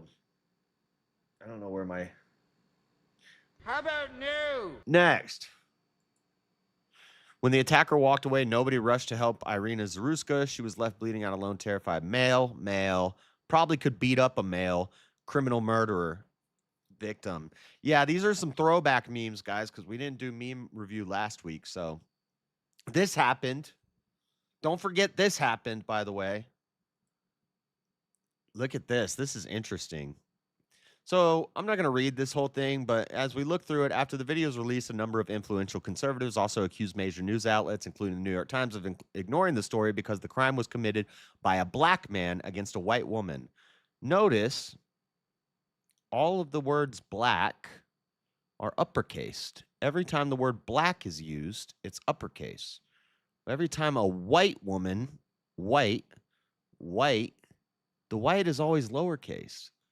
Isn't that interesting? What is that all about? Why are we uppercasing the word black and lowercasing the word white? That doesn't make much sense. Next. Doesn't even grammatically make sense. Beware of the narratives you consume. George Floyd was murdered by a lowercase white police officer, but Irina Zaruska was fatally stabbed by an assailant. I think tonight might be the night I finally crash out.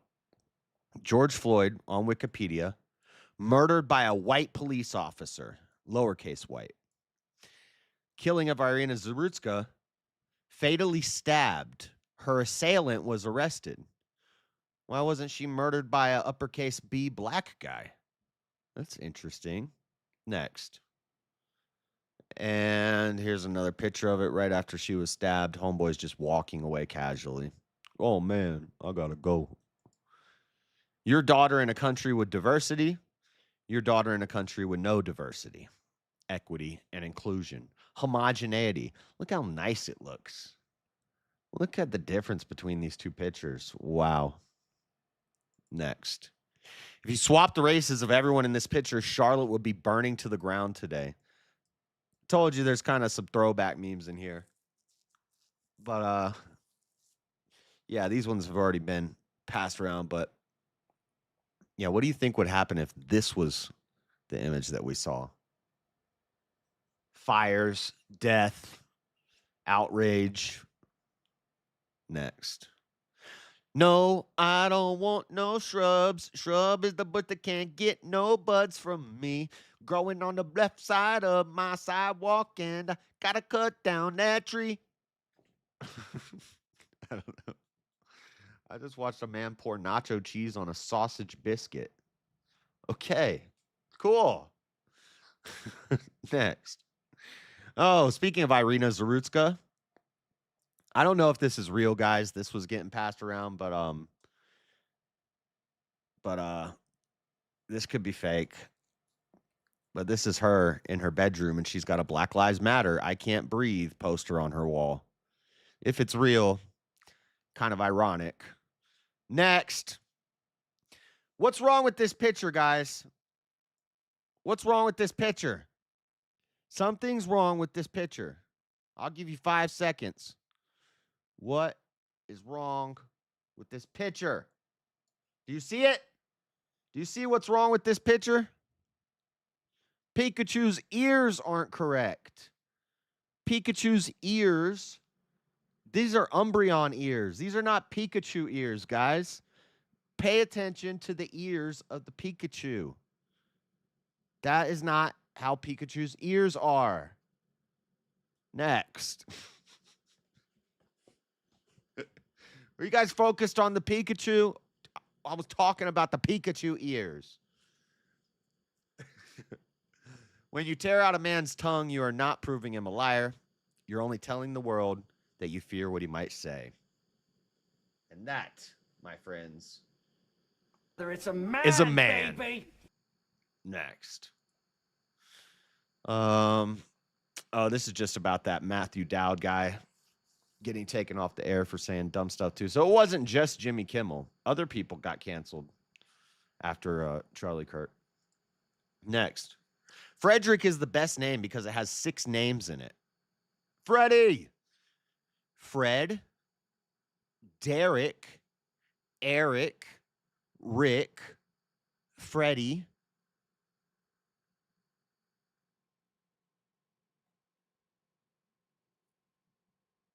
Ed.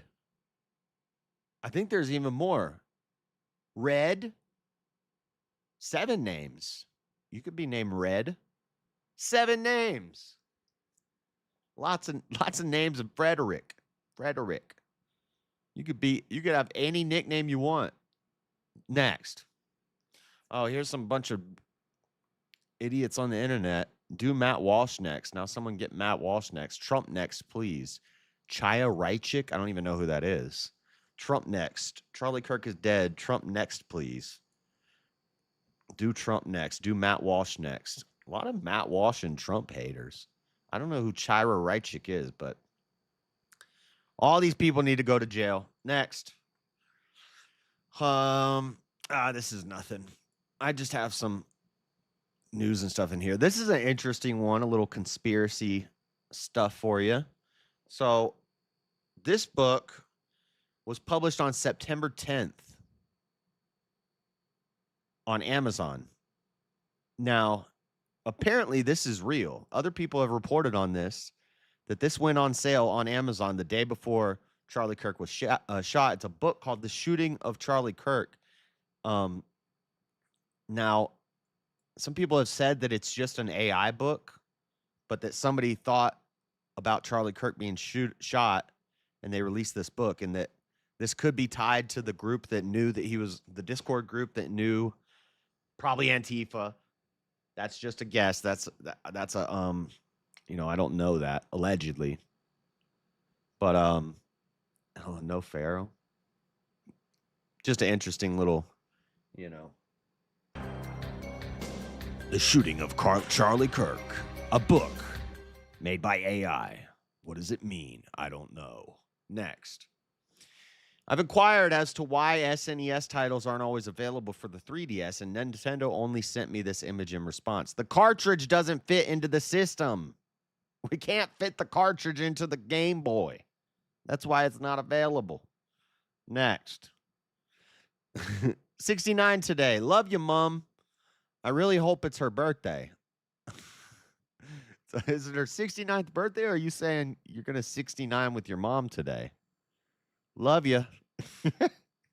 What the? Oh, man. 69, Mom. How about new? Next. Spot the difference. Charlie Kirk visual versus George Floyd riot. We are not the same. Yeah, Baby made a good one that had video of like all over the country after Charlie Kirk and all over the country after MLK. Cities were burning. Why does every guy these days look like a Pidgeotto? It is true. Look goofy in a mug. This is like Destiny's Child, how his hair was when he was on Alex Stein's show. I don't get it. Next.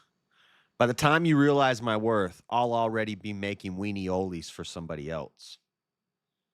That looks fire. Weenie-olies? Anybody ever have weenie-olies? Because I'm trying this. This looks good. I love chili dogs. This seems like a really easy way to make a good chili dog. Throw some cheese on that bitch. Throw some cheese on that. Weenie-olies? Raviolis with hot dogs? That sounds dank. Sorry, ladies. You're never going to get to taste my weenie-olies. I'm keeping them for myself. Incel weenie-olies around here. Never know the value of a high-value man who can make some weenie-olies. Fool, you fool. Next. What does that even mean, Marshall? This is wrong on so many levels. This is wrong on so many levels. Where's my doo-doo-doo? Doo-doo-doo. You get it? Wrong on so many levels. Wrong. Level, wrong. You get it? You guys get it? Next. Here's a screenshot. This is a picture that was going around of the guy that's supposedly a MAGA person for Halloween. He was dressed as him riding on the back of a little miniature Donald Trump. This is Tyler Robinson in a Halloween costume. Trump costume, Halloween 2017. Trump costume. Yeah, he looks like a Trump supporter. Next. Weenie-Oli fans. I found these infinity stones in my sister's drawer. Thanos used these. Thanos. He found the infinity stones in his sister's room. What the? That's an odd-looking infinity stone. But he's wearing them like rings. Interesting. Thanos used these. What the? Next.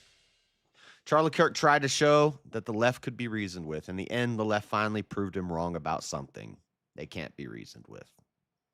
Next. I pray demons rejoice when I die too. That's right. It's a man, baby. Next.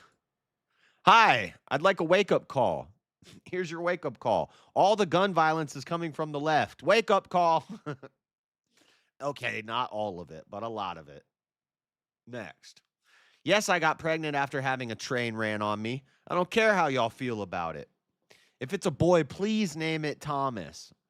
Please name it Thomas the Train. Thomas the Tank Engine. She got a train ran on her. Next. Queer resistance. Agitate, educate. So, my mayor, not my mayor, one of my senators, I think it was Mike Lee, might have been Spencer Cox, actually, the governor, was sharing this on social media, and then Elon reshared it and said, is this all right? Do you think this is all right? A lot of people got kind of misled because it says September 27th, and we thought that it was this coming September 27th. This is real. This is a real flyer for a thing that was happening September 27th of 2021, I believe. or 2023. I'm sorry, 2023.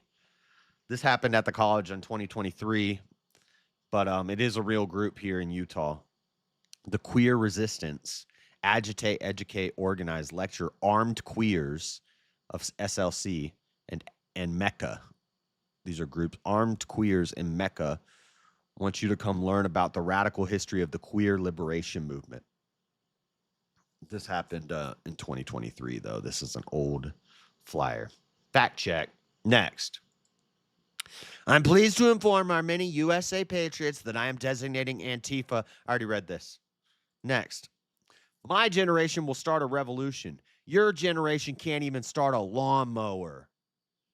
Your generation can't even start a lawnmower. Beta! Why are you gay? Next. People okay with murder outraged by TV show cancellation. Wow. I am not gay. I have relationships with women and sex with men. And I got news for you. That means you're gay. Next. I hate it when you see a sign and suddenly your plans are ruined. No dinosaur riding. I can't ride my triceratops. I'm trying to build a pyramid over here. Oh, dang it. Just ruined my plans. No dinosaur riding allowed. Next. I had to drive 50 miles through snow and ice to get the computer part I needed. That sounds like a hard drive. Dun, dun, dun. Sounds like a hard drive. Get it? You guys get it? A hard drive? No? No? You don't like that joke? Next. NPCs in 1963. They got him. NPCs in 2025. They got him. Uh-oh. Are we starting to get a little conspiratorial? I don't know. I'm trying to only report on what we know, but as time goes on, we might start getting into some unsolved mysteries. You know? Tonight on Unsolved Mysteries, was Tyler Robinson a patsy? Was he an MK Ultra victim? A monarch mind control tool utilized by the left and by the media? Or, even crazier, never mind, I don't want to say that yet. But just remember, I've had Trump on my Antichrist watch list for a long time. So, we love Trump, but you know, I see a crazy possible world, you know. I see a crazy possible world on the horizon. Anyway, next. I need to stop. He's a tool, all right. Yeah. So our own government just let the attacks happen? Oh no, son. They helped plan and carry them out as well. Dang. Next. I've done some terrible things for money, like getting up early to go to work. Yep. I sell myself every day. I'm like a damn male prostitute. I just sell my body for 8 hours a day, every day, for a paycheck. Ridiculous. Next. Only a Sith deals in absolutes. Remember that time they convinced you that you needed to put a stick up your nose to see if you were mentally ill? Remember that time they told you to mini lobotomize yourself to find out if you had the sniffles? Do you remember that? You guys remember that? Not me. They didn't get me. I never got the lobotomy. And that's it, guys, for the meme.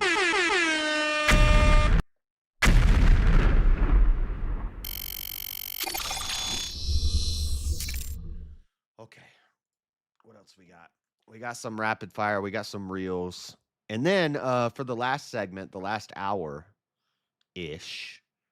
we're going to review Trump's speech from the Charlie Kirk Memorial. The Charlie Kirk Memorial just happened. We spent the whole show last week talking about Charlie Kirk, and I'm like touching on little things, little new things throughout the show. I'm, you know, dropping little breadcrumbs. The memorial happened, I think it was yesterday, right? Yesterday or the day before? Over 200,000 people showed up.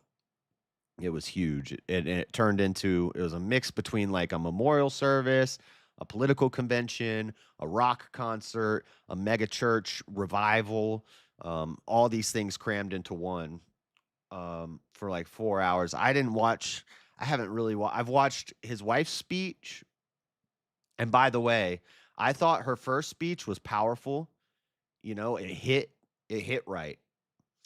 This second speech at the memorial seemed more I don't know. It didn't I don't want to say it didn't seem sincere. It just seemed like it was too planned. She flubbed her words a couple times, which I understand. She's nervous and all that stuff, but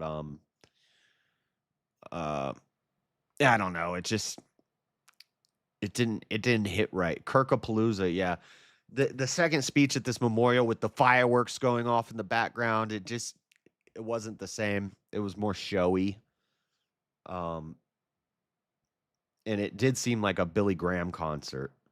But I know Billy Graham had a lot he was loved by Charlie Kirk and the TPUSA people, but they're evangelical, so they like that sort of thing. I went to a Billy Graham thing once with my mom. It was all right, but it's for women. It's so lovey-dovey. But anyway, so we haven't done a whole lot of Charlie Kirk stuff, but I do want to watch Trump's speech, which I haven't watched it yet. And that's what we'll do, for the last little bit. We'll do a live review of that. Probably won't get to watch the whole thing. It's 45 minutes. I don't know if we'll have enough time to watch the whole thing. But I heard Trump declares war on the left and that it's pretty fiery from Trump. I've watched a little bit of it. So we'll check that out with any leftover time that we have, because I don't have a lot of rapid fire news. But let's open this. Oh, dang it. I did that thing I did. Doing that thing you do. Did that thing where I open them in the wrong. All right, we got a few funny reels, shorts, whatever. I have some more from Instagram. Oh, I need that one off Instagram. That's so funny. It's these people on their porch and there's a pan on fire and they set it down and dude pours water on it and a huge fireball goes up and everybody's toasted. I don't know if I could show that on YouTube though. 1 second. Right here? Yeah.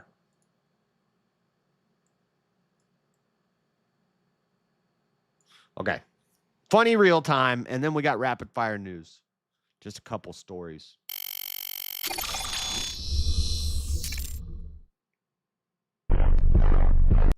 Look at these guys doing these impressive push-ups.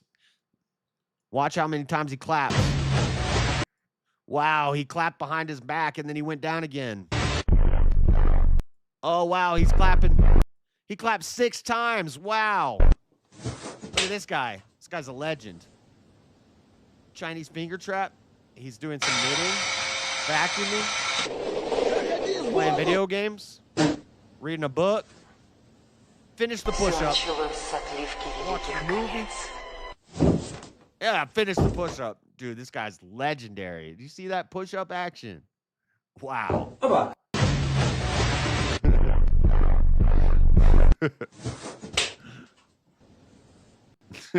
Okay. Next. 90s throwback when we would stay home sick from school and catch up with S-Dog and T-Bird. Missed the old 90s morning TV lineup. Yeah, Maury, Jerry Springer. Dude, these shows were awesome. This is Ricky Lake. Meet S-Dog and T-Bird. They both run with a gang in their hometown. S-Dog says you need a gun so that the others know who is boss. The ops. S-Dog is 13 years old. T-Bird has been carrying a gun since she was 10. She says you got to bust them before they bust you. T-Bird is only 14 years old. You got to bust them before they bust you. You got to hold the gun sideways like O-Dog. Let the yapper sang on the ops. Come on, T-Bird. Let's go. And last but not least. Oh, is it going to play? Oh, yeah, nice. This one's funny, too. This is AI-generated Black News Network. AI did this, not me. I did not make this. To the Black News Network, tonight's story, a father of two returned home from the grocery store today to discover another man at his baby mama crib. Here's Tyrone with more. Yo, what's up, Marcus? I'm here outside the crib where that baby mama stay, and apparently that ain't her damn car. On Saturday morning, Jaquavian Snickerdoodle left to get some milk. He said Jaquavian Snickerdoodle? He was shocked when he come home 10 years later and find he was shocked when he come home 10 years later. another man in that house. Ain't no damn way. That's my Uncle Reggie's car. Well, ain't that some shit? Up next on BNN. Well, ain't that some shit? The semi-annual YN Festival is only a few days away, and we asked the block if they ready to turn up. And y'all be wondering what they doing over there. Well, we found out, and we gonna tell you about it. Y'all be wondering what they doing over there. What they doing over there? Y'all be wondering what they doing over there. Well, we found out, and it's just some guys like doing construction. That's and y'all be wondering what they doing over there. They doing over there. Well, we found out, and we gonna tell you about it after the break. In a world where ops lurk, baby daddies sneak, and your cousin might rob you if he off them perks, you can't trust the streets, but you can trust Op Alert. Welcome aboard the Hellcat Cruiser. Enjoy spades, Henny happy hour, ice cream socials, and even morning church service. Girl, please, you know he was looking at me all night. Honey, the only thing he was looking at was the exit. Welcome back to the Black News Network. This is a developing story tonight. The mayor's wife is getting a train ran on her by some local YNs. Gotta love spring break. Getting a train ran on her by some local YNs. What the? All right. That's it for the funny reels. Let's get back to some rapid fire news. This was the update. We were going to do this last week, but the Charlie Kirk thing happened. Hold on a second. Remember the birthday book from Wall Street Journal that had leaked and Trump was suing the Wall Street Journal now? There was a leak that Trump had written letters to Epstein for his birthday and had drawn like a naked woman. And he said, I don't doodle. I've never been a doodler. Never been a doodler in my life. I don't doodle. And then everybody's like, he doodles. He really doodles. He do be doodling. He do be out here doodling. And, well, apparently, just a little update on that. We're not going to spend too much time on this, but apparently that book has been, that has been released. Still not totally verified as real, and that's why he's suing them. But they released it. They're running with it. So the media is running with it. So I'm guessing that they're not going to risk, getting sued over that unless that it's real. But we'll find out. It is kind of a weird letter. It does have some weird kind of cryptic stuff in it. I don't know if the letter is in here, but see Epstein's full birthday book with alleged personal messages from Trump, Clinton, and others. So it wasn't just Trump. And that's the thing that the media is not really talking about. They told us all about the Trump letter. Well, what about all the other letters? And apparently we can get the whole thing here. A collection of personal notes penned for Jeffrey Epstein's 50th birthday offers a portrait of the convicted child sex offender through crude drawings, images, and messages filled with sexual content or innuendo. The Epstein estate delivered an electronic copy of the book Monday to the House Oversight Committee, which posted a redacted version of the file in a Google Drive folder. How can I download all these? The first 50 years. Girlfriends, children, friends. Girlfriends. Jeffrey, the code behind the book was... See, I can't even read this stuff.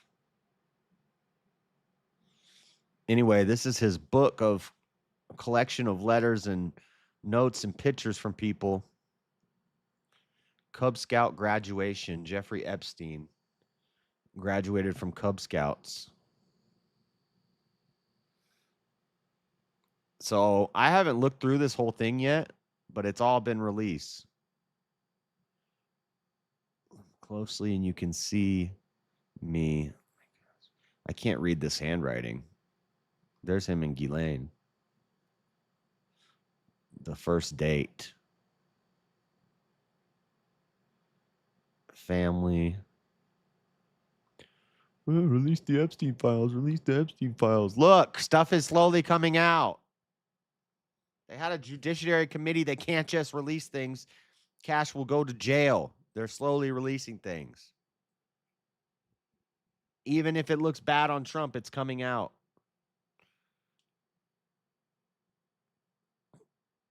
So this whole thing is in here. I haven't even looked at this. There's 8. Or there's 1, 2, 4, and 8. Anyway, I don't have time to go through all these. Okay, that one's not that long. That's just legal documents. The last will and testament of Jeffrey Epstein. This is his will.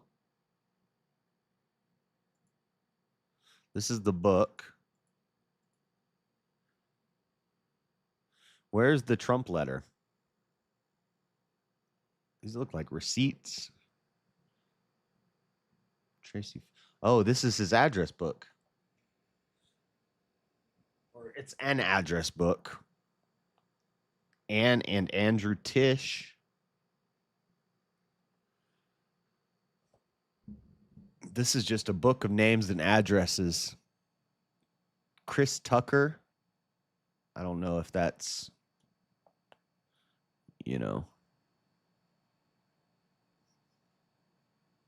Mike Wallace. Looking for any familiar looking names. Barbara Walters.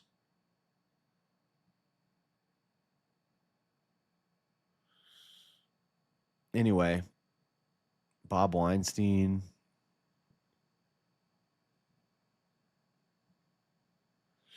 So I'll have to save this, and when we have more time, I'll have to go through this deeper. I didn't know all this was even in here. I just wanted to see the Trump letter. They don't even have a picture of it, but on another page, a photo shows Epstein holding a large novelty check for $22,500 with DJ Trump's signature. An accompanying note jokes that Epstein sold a fully depreciated woman to Donald Trump for $22,500. The New York Times reported the page was made by Joel Paschal, a member of Trump's Mar-a-Lago club. The book also includes old photos, various ephemera, and notes that are not sexual in nature, including from Epstein's family member. In one drawing, a male figure who is presumably Epstein is giving lollipops to a group of girls, labeled 1883 on the right side of the page. An older Epstein is shown to being massaged by 4 nearly naked women, labeled 2003. So read the full book. I'm going to have to take some time and go through this whole book, but here's the picture with him having a check signed by Trump in his hand. That looks like, I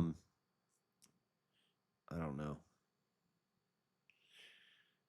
Trump's signature under new scrutiny thanks to the Epstein case. So this is the note from Trump. It's got a little doodle action. A birthday letter that President Donald Trump allegedly wrote to sex offender Jeffrey Epstein more than 20 years ago is seen as presented by the blah, blah, blah, blah, blah, blah. Trump has denied doing so and has said the card does not exist, and the White House has denied its authenticity. Signatures have a history of confirming authority, but now... Anyway, this is a couple weeks old news. But this is the letter. It's like officially released now. We covered this a while ago, and we've read it before, so I'm not going to spend a bunch of time now. But maybe on Saturday we will take a look through that book and see what's all in there when I have a little more time. Look at this. Important going on in the world. I don't know what he's talking about. All right, so let's keep going because I want to get to this video. Al Jazeera says dinosaurs to super crocs. Niger's bone keepers preserve its ancient fossils.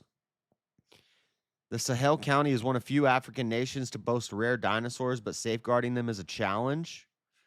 Look at this. The only point that I have this article in here is just to show you that a crocodile is just a small dinosaur. It's the same thing. It's just littler. Just like humans used to be giants, there were giants on the earth. There were giant crocodiles and giant alligators. Those are dinosaurs. That's a dinosaur. That's a dinosaur. Anyway, I just want to show you some pictures of some dino gators. People think dinosaurs aren't real. They got dinosaurs in Nigeria, bro. Next. Scientists reveal one of the most complete giant dinosaur skeletons ever found. What began as a student research trip, this is from dailygalaxy.com. What began as a student research trip turned into a breathtaking discovery, a colossal dinosaur bone from a creature that once ruled North America.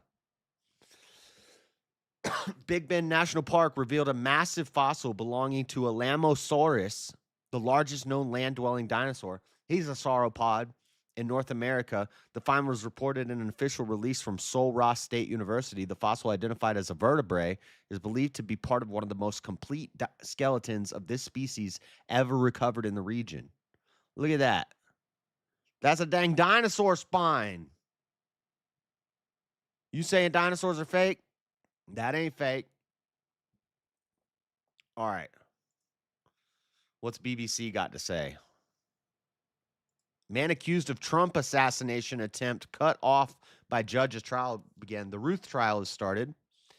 Minutes into his opening statement, Ryan Ruth, his trial started last week, right around the time Charlie was killed, or 2 weeks ago now. Ryan Ruth, the man accused of trying to assassinate U.S. President Donald Trump last September, was forced by the judge to end his remarks. Introductory statements are typically used to preview evidence and arguments for the rest of the trial, but Mr. Roos were dedicated to his philosophical musings on intent, the history of human evolution, the need to be kind to one another, and beauty found in hearthstones worn smooth by generations of children. What the fuck does that mean? He invoked Adolf Hitler and Vladimir Putin and declared modern trials seem to eliminate all that is human. So he was just trying to do a speech on the stand for his opening testimony. He just went into some crazy person rant, and the judge had to shut him up. His truncated opening statements and frequent rebukes from the judge set the stage for an unusual and at times uncomfortable first day of the trial, during which the government questioned 5 witnesses and Mr. Roof struggled to mount a coherent defense. 59, he's charged with 5 crimes, including the attempted assassination of a major presidential candidate, and he has chosen to represent himself.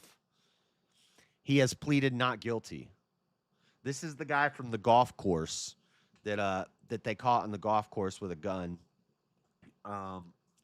The other kid's dead. The kid that was in Pennsylvania on the roof, that kid he dead. He gone.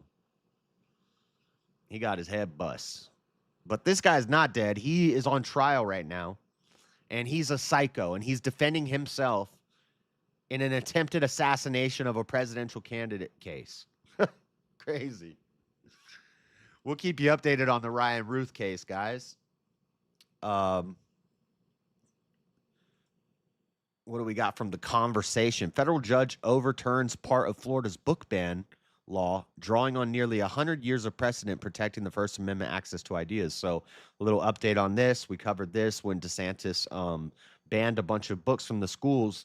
The problem was the only stipulation was that a parent would need to complain about a book, and they would take it out of the school. So inevitably what happens is a bunch of people in protest start requesting, they say, well, we don't like this book, we don't like this book, and then books that probably should be in the library start getting banned. Then people complain about that so that they can get the book ban overturned. These lefty parents. When a junior at an Orange County public high school in Florida visited the school library to check out a copy of On the Road by Jack Kerouac, it wasn't in its Dewey Decimal System assigned location. It turns out the title had been removed from the library shelves because of a complaint, and in compliance with Florida House Bill 1069, it had been removed from the library indefinitely. Kerouac's quintessential chronicle of the Beat generation in the 1950s, along with hundreds of other titles, was not available for students to read. Governor DeSantis signed the bill into law in July 2023. Under this law, if a parent or community member objected to a book on the grounds that it was obscene or pornographic, the school had to remove that title from the curriculum within 5 days and hold a public hearing with a special magistrate appointed by the state. What's this book called? On the Road by Jack Kerouac.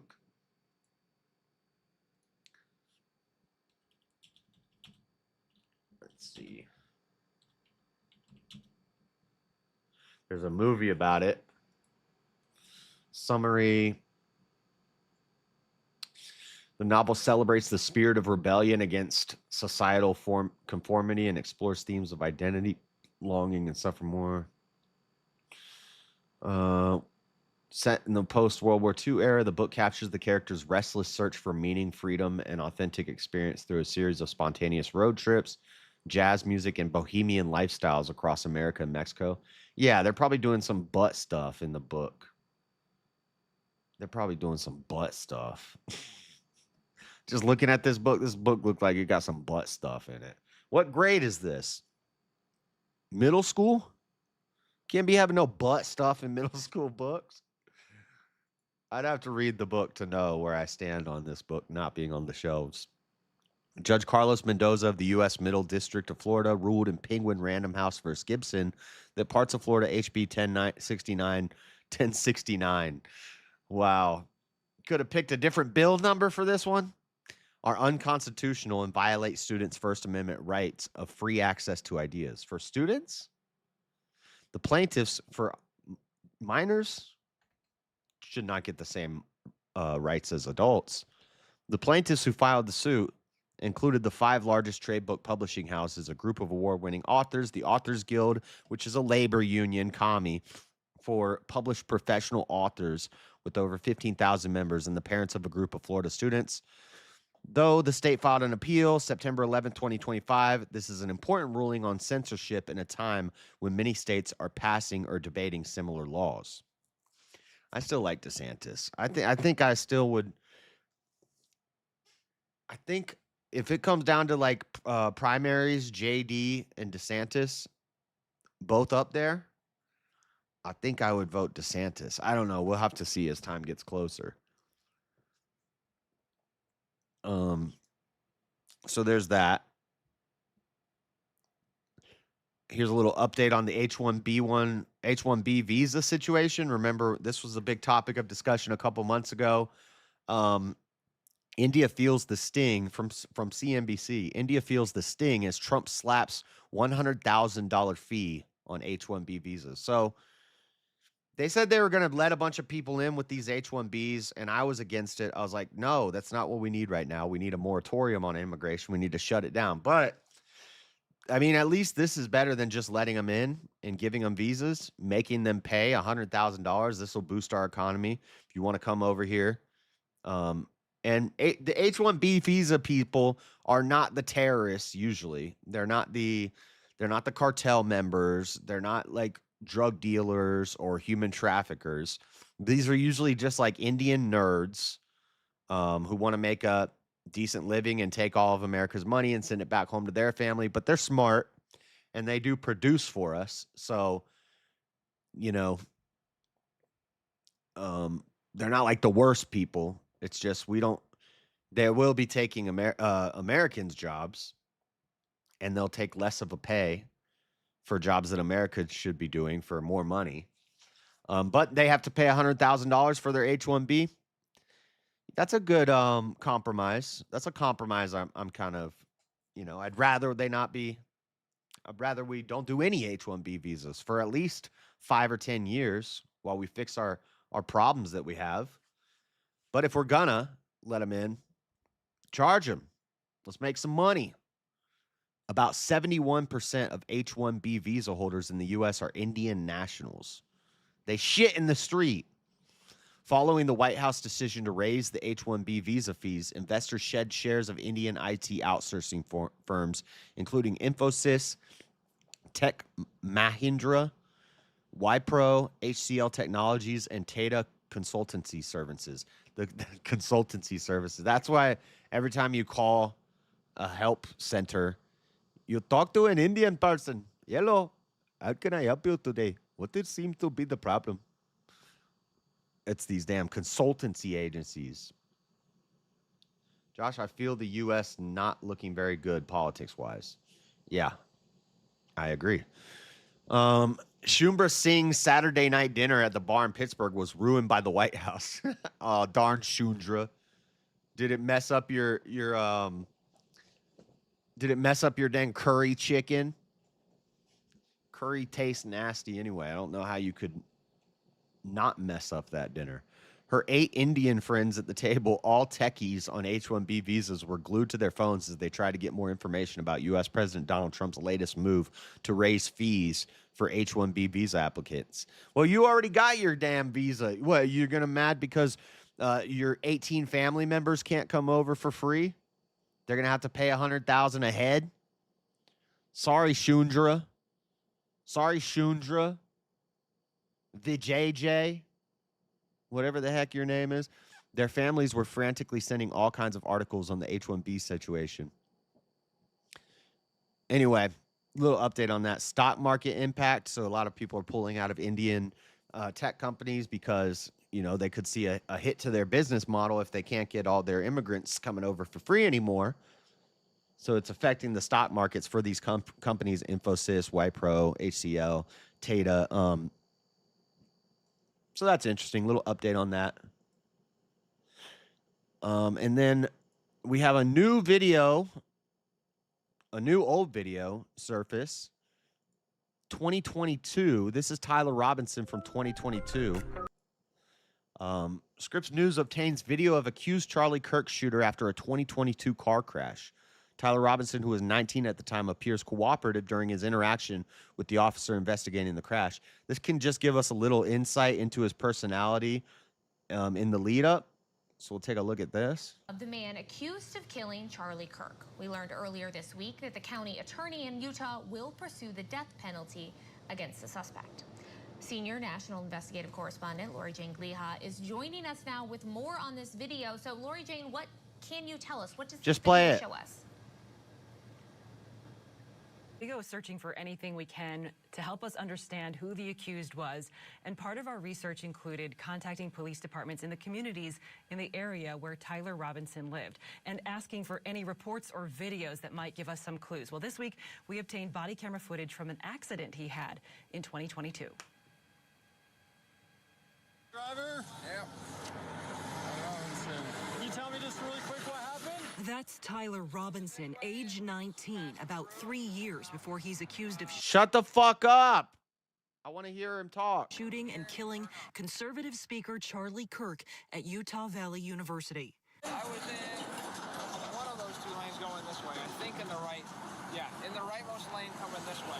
In this video Scripps News obtained from police in Utah, he has just gotten into a fender bender, accidentally slamming his Audi into a Ford sedan that turned in front of him at an intersection in St. George, Utah. Neither driver received a citation.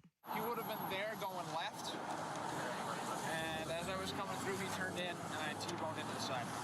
In this video, he's cooperative and seems polite. Just as I left the house, put oil in. Of course. Just topped it up. Welcome to real life. He tells the officer he's with his brother and that his mom is on the way to help him out. She's gonna be a minute. She's got to shuttle over from where she's at to her car and then drive over. Aside from this brief accident, Tyler Robinson's history is unremarkable when it comes to run-ins with police. The defendant, Tyler James Robinson. God, he seems familiar. He reminds me of this one guy I know out here in Utah. They're kind of like weird and kind of awkward and nerdy and oh man, that's typical Utah guy. But Tuesday this week, he was clad in what appeared to be an anti-suicide smock as he learned he would be facing the possible. I was hoping y'all had some uplifting, positive thoughts and views. Go watch, I don't know, go watch some like gay show, Marshall. What are you talking about? Haven't you been here before? Uplifting, positive, hopeful insights and views? I don't know. Go find a gay show. This is not the place for that. Death penalty. Court records reveal he threatened to kill himself before turning himself in, but a retired sheriff's deputy who was also a family friend worked with his parents to facilitate a calm surrender. Mom, do you have any questions since you'll probably be taking care of this? This is Mom. I will be taking care of this, and this is all new for me, but we'll figure it out. All right. Basically, just call your insurance company. Interesting. So that's And a that. special- That's it for the rapid fire news, guys. I've got about... Man, why do I keep doing that? I've got about 40 minutes left before I have to go to work. So I haven't watched much of this Charlie Kirk memorial service. Like I said, I only watched his wife's speech. It was nice. It sucks. The one most clipped part, I feel bad for her for this, because the one most clipped part is where she says she forgives the shooter. She says, I forgive him. Charlie would have forgiven him. Christ would have forgiven him. So I forgive him. But right before she says it, she quotes a Bible verse. Father, forgive them, for they know not what they do. That's what my tattoo on my arm says. It says, Father, forgive me. But it's actually, Father, forgive them, for they know not what they do. And she flubbed the words there. She said, Father, forgive them, for they not know that they do. And so she flubbed up the words there in the most clipped scene from the whole thing, which I'm sure the lefties are probably railing. Oh, look, she doesn't even know the Bible verse. She can't even quote the Bible verse right. She flubbed up one line in a speech, and it was just a bad timing, and I feel bad for her for that. Because when you do a gaffe on a huge stage like that, people kind of roast you for it. God forbid you slip up your words once, but it wasn't as powerful as a speech as the one that she did the first time. But Trump was there, JD Vance was there. There was some music. Again, it was like a mix between a mega church, like Billy Graham style mega church, Christian revival type show, as well as a memorial / giant funeral, as well as a political rally. You know, JD Vance talked, Trump talked, and a rock concert all rolled into one. So I wonder why Bibby offered Charlie so much money. Elaborate the quote, please. No, I just did. Rewind and listen again. So that's that. We're going to watch the Trump speech for a little while and see what he had to say. Apparently he had some fiery things to say about the left. What does the verse mean in the context, though? Father, forgive them, for they know not what they do. I don't know. Think about it, Marshall. What do you think it means? What do you think that means? Father, forgive them, for they know not what they do. What do you think? Just what do you think it means? Play. We're going to watch this Trump speech. What do you think it means, Marshall? Think about it. Father, this is Jesus talking. Father, forgive them, for they know not what they do. What does it sound like it means? The Bible quote, why was it used there? Because Jesus is saying, God, forgive them. They know not what they do. That's why. Because they were killing him. They were crucifying him. Turn the other cheek? No. Oh my gosh. Lord Marshall. They were killing him. Okay. It has nothing to do with turn the other cheek. Miss me with that softness. Turn the other cheek is when somebody insults you, you don't insult them back. It doesn't have anything to do with not defending yourself.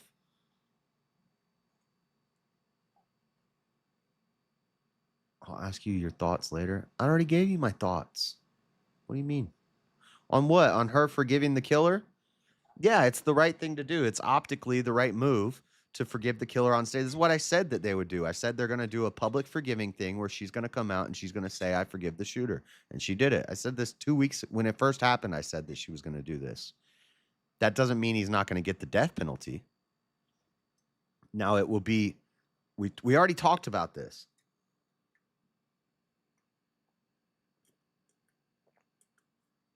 I said for optics, she's going to forgive him on a public stage. And she did. But does that mean they're going to forgive the death penalty? Probably not. Because you forgive, but you still have the government who wields the sword of wrath against the wrongdoer to punish the person. That doesn't mean you don't forgive them. So it's pretty much going exactly how I thought it would go so far. And the conspiracy's coming out is to be expected. I think he will get the death penalty. And I think it'll be expedited. I think it'll happen pretty quick. And by quick, I mean 5 years instead of 30 years. We should not forgive or take light of bad things done wrong. No. We have to forgive 70 times, 7 times. That doesn't mean you don't punish somebody. You can forgive them and still punish them. You have to love your enemy. You forgive everybody. You still might have to cut their head off, but you still love them. And by you, I mean the government, the authority vested in the government to wield the sword of wrath against the wrongdoer. But we can still forgive them, you know.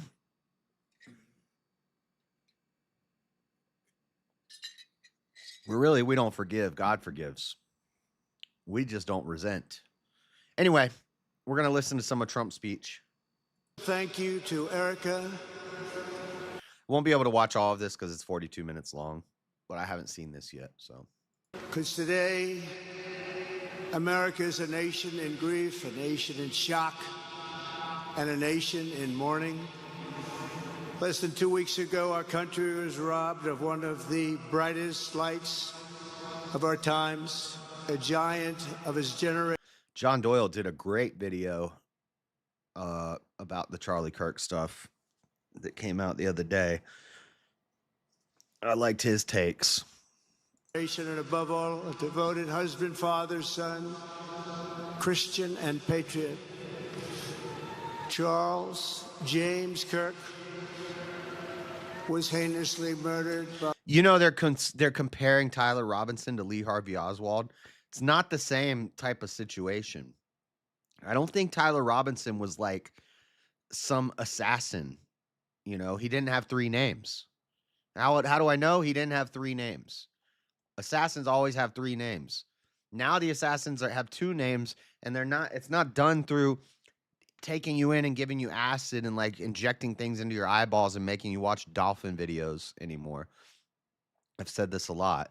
It's done through monarch mind control and subliminal messaging strategies that were perfected during MK Ultra, and it's presented to you through your cell phone and through your computer screen and through the media and everywhere you look. You don't even know that you're being mind controlled anymore. So he was a victim to all that stuff, which drove him crazy. But it's not like he was a hired assassin for the Mossad or for the CIA. I don't think that's going to hold up. I don't think that's the case here, but it's not done. And this is what John Doyle was talking about. It's not done like we think it used to be done with like a Lee Harvey Oswald type, where you're a patsy like that, where you're mind controlled into doing something to be the patsy. It's just all the kids are mind controlled now, and they can all be activated, which is starting to happen more and more on both sides. But the left is more susceptible to it because they're all mentally ill, spiritually ill. They don't have God. By a radicalized, cold-blooded monster for speaking the truth that was in his heart. He was violently killed because he spoke for freedom and justice, for God and country, for reason and for common sense. He was assassinated because he lived bravely, he led boldly, and he argued brilliantly without apology. He did what was right for our nation. And so on that terrible day, John talked about how Charlie was pretty much the most important to the right, and how he knew that in times like this, because what you'll see is now that Trump's president and it's his last term, you see all these people turning against Trump, and you see them attacking him about the Epstein files and attacking him about the things they don't like in the big beautiful bill. And John was talking about how Charlie recognized, like I have recognized, that's not what we should be doing. When people say, "Oh, you just worship Daddy Trump and you don't ever criticize him," it's not that I am not critical of him.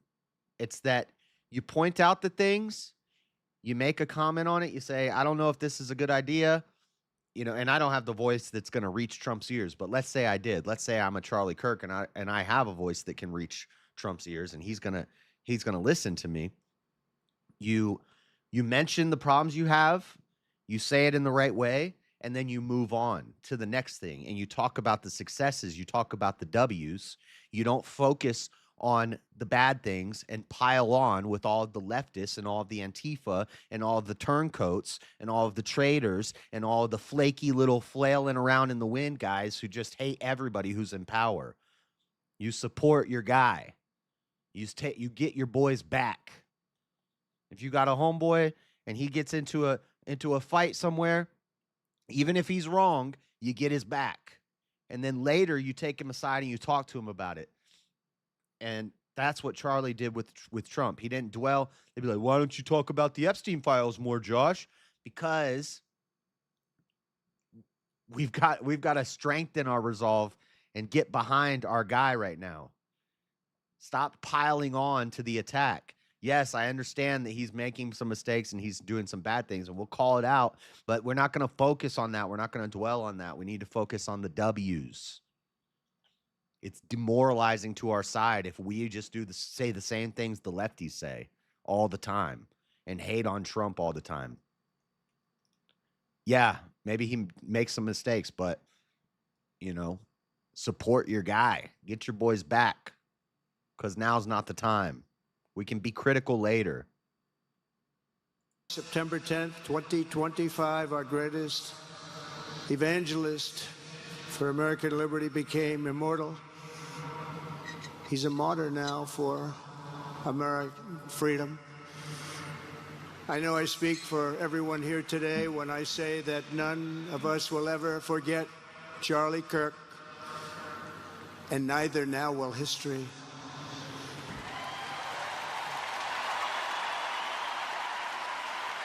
I'm going to give you this designer bag. Shut if up. You can prove. I don't want a designer bag. Because while Charlie has been reunited with his creator in heaven, his voice on earth will echo through the generations, and his name will live forever in the eternal chronicle of America's greatest patriots. He will live forever.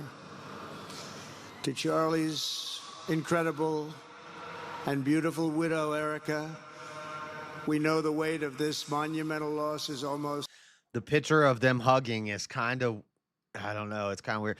I don't want to say who was talking about it this morning, but somebody was talking about it this morning, and he said, this is very conspiracy brained, and I'm not saying anything. I just had this thought. And what he explained, I had the same thought when I saw Trump and Miss Arizona, Trump who had these pageants, and, it was a theory about spies and how spies work through pageantry and people who control the pageant. Somebody controlled the pageant business, and then this guy who builds up this huge political thing for you ends up dead, and his wife takes over, and she's somebody who came up through the pageantry world. It's just a crazy conspiracy theory, and I don't even want to say who was talking about it, because he was very cautious when he said it, that he doesn't believe this. It's just a thought he had. But I've had the same thought too about this. I've always, anyway, I just need to stop. I need to stop. Unbearable. But even in the midst of heartache and pain too great Marshall, there's 10 people watching my show. This is not going to get to Trump. To even fathom, you have somehow found the strength and deep faith to be a comfort to millions and millions of people. And thank you very much, Erica. Thank you very much.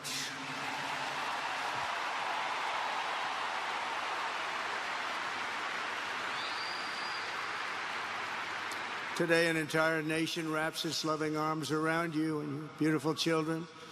We share in your immense and overwhelming sorrow, and we vow that we will do everything we can to ensure that your children grow up in a land where their father is honored and revered as a great American hero. That's what he is. Say who, it makes sense. I'll just say I said it. Well, I'll say I agree with what he said, and I was thinking the same thing when I saw Trump and Charlie Kirk's wife hugging in this event, and the way she's taking over TPUSA now, and how she came up as a Miss Arizona and was kind of like given to Charlie. I don't know. People will get mad at this though. It's still a little too hot right now to go down this line of thought, but and a lot of people don't understand the conspiracy brain that you got to look at every angle, even if, and I was just talking about how we got to have Trump's back, we got to have our boys back, so it's not the time right now to talk about this theory, Jeff, but we will. I just it's not the time to even be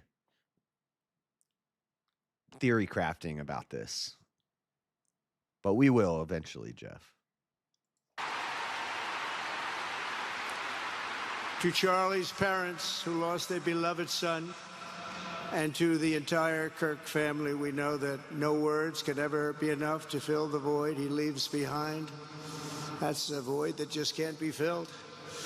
But I hope the extraordinary outpouring of emotion over these past 11 days has comforted you with the knowledge that your son brought more good and love into this world in his 31 short years than most people, even very, very successful people, can bring. Marshall, why are you writing novels in the chat? This is the gayest thing I've ever read. Anything and everything is possible to you as long as you work hard and chase your dreams. Get out of here with that sensitive gobbledygook. Bring in a life. We're all failures. You're all failures. You're nothing. You're never going to be anything. That's the message. Time.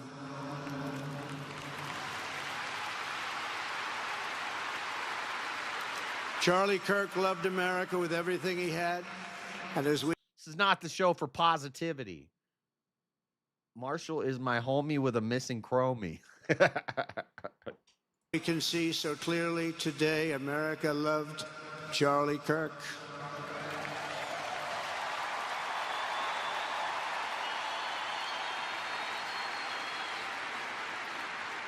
And he could always. Josh, I didn't like the Erica Kirk speech. Yeah, I kind of said the same thing. It wasn't. The first one was good, C-Sal.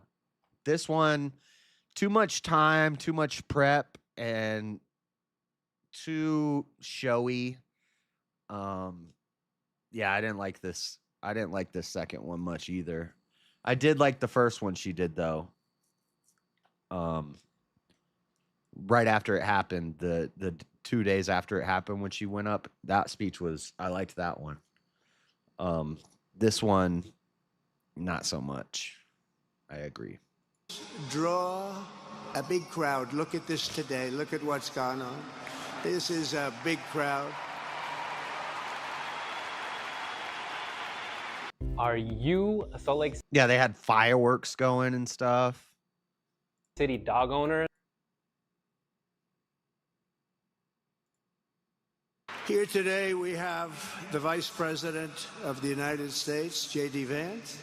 We have the Speaker of the U.S. House of Representatives, Mike Johnson. We have countless members of the United States Senate, and I'm sorry I'm not going to introduce you, but I'll be up here. They're all over the place. And likewise, the House of Representatives, they're all over this big stadium. This is not an arena, this is a stadium. Our great cabinet and this stadium packed with rafters of people, not to mention the one across the street that also has tens of thousands of people, and they're watching us on screen right now.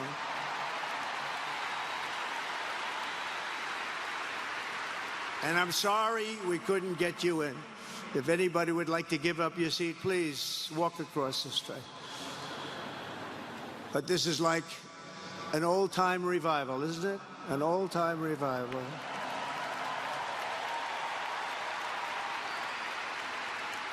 For millions of Americans, especially young people, it is agonizing and unthinkable to say goodbye. I don't know. Were they not there? His wife was there. Parents and sister. I don't know. To a patriot whose heart still had so They might probably want to stay out of the limelight. They probably don't want people to know who they are, or at least try to lay low. Makes sense. much to give. It's so much. Raised in the suburbs of Chicago, Charlie was filled with a patriotic spirit from his youth, and he was an all-American in everything he did. And one of the last things he said to me is, "Please, sir, save Chicago." We're going to do that. We're going to save Chicago from horrible crime.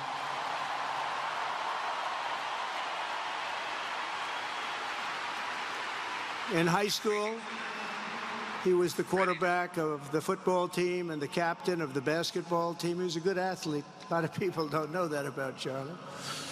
He was an Eagle Scout who spent his school lunch breaks listening to another champion for liberty, somebody that he greatly admired, Rush Limbaugh.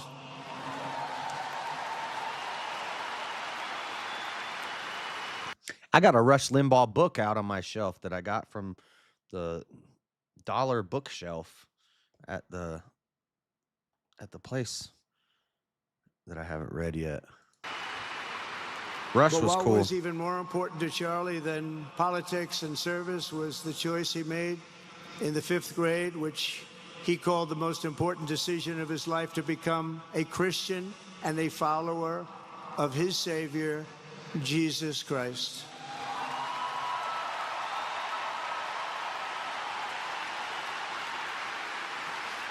Inspired by faith and his love of freedom, Charlie did something remarkable when he was just 18 years old. On the advice of a mentor who told him to put off going to college because he was doing so well, he devoted his life to converting young people to the conservative cause. How did he do? Take a look. How did he do?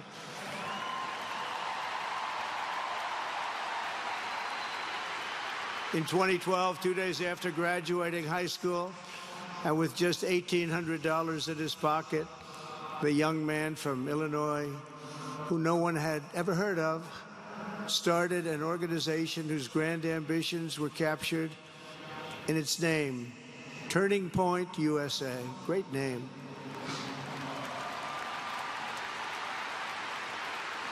And I have a feeling it's going to be bigger and better than ever before. Does that make sense? It's going to be bigger and better than ever before. Look at what's happening. 12 years ago, Charlie walked onto his first college campus, the very liberal University of Wisconsin at Madison. He set up a card table and put up a sign with 3 words: "Big government sucks." Could you believe that? That's Charlie. That day, Charlie talked to every student who approached him, most of whom were probably quite a bit older than he was. Finally, after many hours, he found the first ever Turning Point chapter leader. His first year out of high school, Charlie traveled 300 days raising money and taking his message to campuses all over the country. He lived out of his parents' basement, and they actually loved having him there. They loved Charlie. Everybody loved Charlie. And on the couches of friends and supporters. He lived off couches for 2 years, 3 years, then life started getting a little bit different. But he was always the same. For 5 years, he refused to take a paycheck, but day after day, he worked from 5 a.m. in the morning till 11 p.m. in the evening, always. His staff remembers that he wore Walmart jeans and T-shirts from the Goodwill store. Remember the Goodwill store? It wasn't easy, but Charlie wasn't in it for money at all, never has been. Money was never his thing. He was always in it for the mission. As he liked to say even back then, we have a country to save. Just what he did. He'd call me all the time, sir, we have a country to save. I said, Charlie, thanks very much for telling me that. I appreciate it. Charlie volunteered for my 2016 campaign and traveled the nation with my son, Don and Eric. You could win the ultimate adventure rig. Shut up, ad. Where's the part where he gets fiery toward the left? At least that's what some headlines I read said. Well, and so immediately that Charlie was... I gotta go in like 10 minutes, so I'm gonna skip ahead a bit because it's probably the hug. Week are screaming fascism over a canceled late-night TV. The commentators, influencers, and others in our society who greeted his assassination with sick approval, excuses, or even I figured at the end is where he would do the call-outs. jubilation. You've heard that. So have I. Couldn't believe it. Some of the very same people who spent the last 8 years trying to sit in moral judgment of anyone who disagreed with them about politics suddenly started cheering for a murder. Incredible. You know the names. They're major losers, by the way. They'll be, that will be proven out in a short period of time. Some of the very people who call you a hater for using the wrong pronoun were filled with glee at the killing of a father with 2 beautiful young children. Facts. And the same commentators who this week are screaming fascism over a canceled late-night TV show where the anchor had no talent and no ratings. Last week were implying that Charlie Kirk deserved what happened to him. No side in American politics has a monopoly on disturbed or misguided people. But there's one part of our political... See, that's a good point that people aren't going to call out. He said no side has a monopoly on disturbed people. It's a good point. He's not pointing fingers. He's not, saying it's all the left's fault. But he's probably going to say, but the left seems pretty crazy right now. Community which believes they have a monopoly on truth, goodness, and virtue, and concludes they have also a monopoly on power, thought, and speech. Well, that's not happening anymore. We've turned that corner very quickly. Tragically, atrocities of this kind, and kind that we saw in Utah, of all places, are the eventual consequence of that kind of thinking. If speech is violence, then some are bound to conclude that violence is justified to stop speech.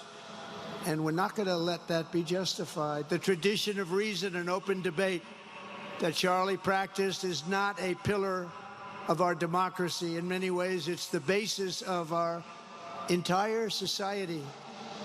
It's the right and inheritance of every free American, the greatest legacy of the Enlightenment, and among the most treasured achievements of civilization. We will defend it at all costs, and we will carry forward the torch of liberty that Charlie Kirk held so proud and so high. He was so proud, and he did hold that torch high. We will never, ever let it fail. We will never let it fail. But we're going to raise it higher than ever before. It's going to be raised, and this is the beginning. Perhaps it should be no surprise that Charlie, who spent his life speaking with the critics of these traditions, ultimately became convinced that we needed not just a political realignment, but also a spiritual reawakening. We did. And we have to bring back religion to America, because without borders, law and order, and religion, you really don't have a country anymore. We want religion brought back to America. We want to bring God back into our beautiful USA like never before. We want God back.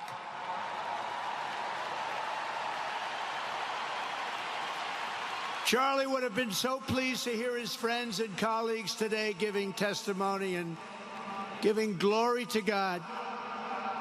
Within minutes of the gunshot in Utah, millions of Americans, young and old, heard the news and dropped to their knees and started praying.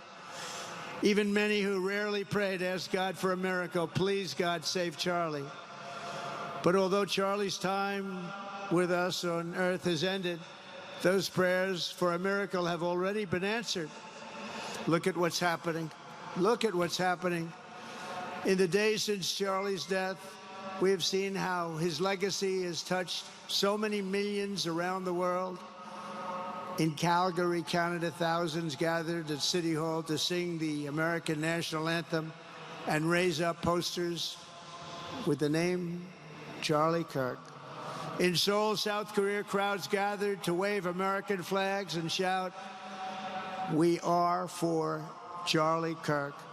His memory has been honored in the streets of Berlin, Warsaw, Vienna, Sydney, Madrid, London, Tel Aviv, and all over the world. So beautiful to watch. A man as far away as rural Australia texted a pastor, "I'm going to come to church tomorrow for the first time ever." The pastor asked, "Why is that?" The man replied, "Because of Charlie Kirk." Can you imagine? The lesson of Charlie's life is that you should never underestimate what one person can do with a good heart, a righteous cause, a cheerful spirit, and the will to fight, fight, fight. Have to fight. We're saving our country. And Charlie's a big factor, such a big factor. Charlie Kirk. They're not going to like the imagery of all this red and black. They're going to say it looks like the Empire. Dun, dun, dun, dun, dun, dun, dun, dun, dun, dun. Let's go. Based Empire. Started with only an idea to change minds on college campuses, and instead he ended up with a far greater achievement, changing history. He changed history. Marshall, I don't know what any of that means. I have no idea what that means. Challenge. Answer. I can demonstrate my statements and views. Could you? Marshall, I could demonstrate any of my statements and views and defend them and destroy you in any debate ever about anything. What are you talking about? You can't defend any of your... Nobody knows what you're talking about half the time. He's putting a lot of energy into this speech. Empire W, yes. Today, Charlie Kirk rests in glory in heaven for all eternity. He has gone from speaking on campuses in Wisconsin to kneeling at the throne of God, where he is right now. Mars, are you high, boy? Are you high? Is you high? What Empire? Star Wars, dude. We grieve for the friend and leader that we have lost, but we go forward strengthened by his faith and bolstered by his courage and inspired by his example to defend the country he lived for the freedoms he died for, and the values in which he so deeply believed. He believed in values. What's up, Zed Ultra? That we should all believe in. Charlie created something very special. It's called Turning Point USA. And under the leadership and love of Erica, it will become bigger and better and stronger than ever before. So here's she gonna come out and do the hug. And then this hug has some controversy. Notice the glass cage. This is what, if people are gonna do this stuff Charlie's doing and you get big to his level, you just gotta have the glass everywhere now, from now on.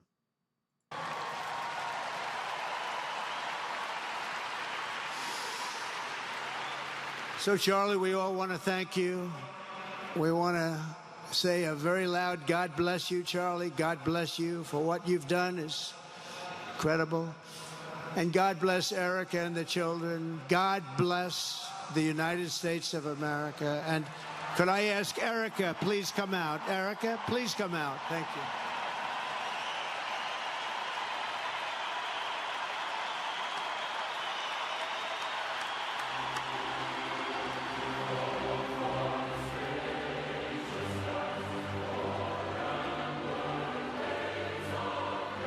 Damn, he almost kissed her on the lips. That was kind of awkward.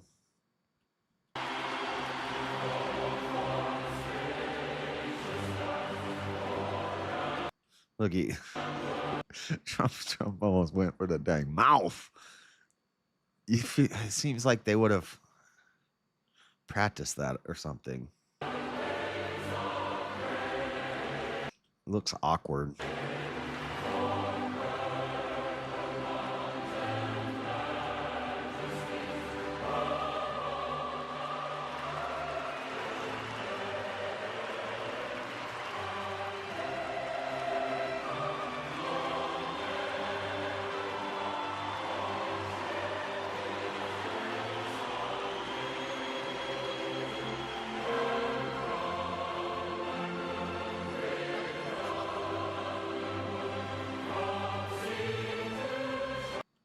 What is this? Is this love and sign language?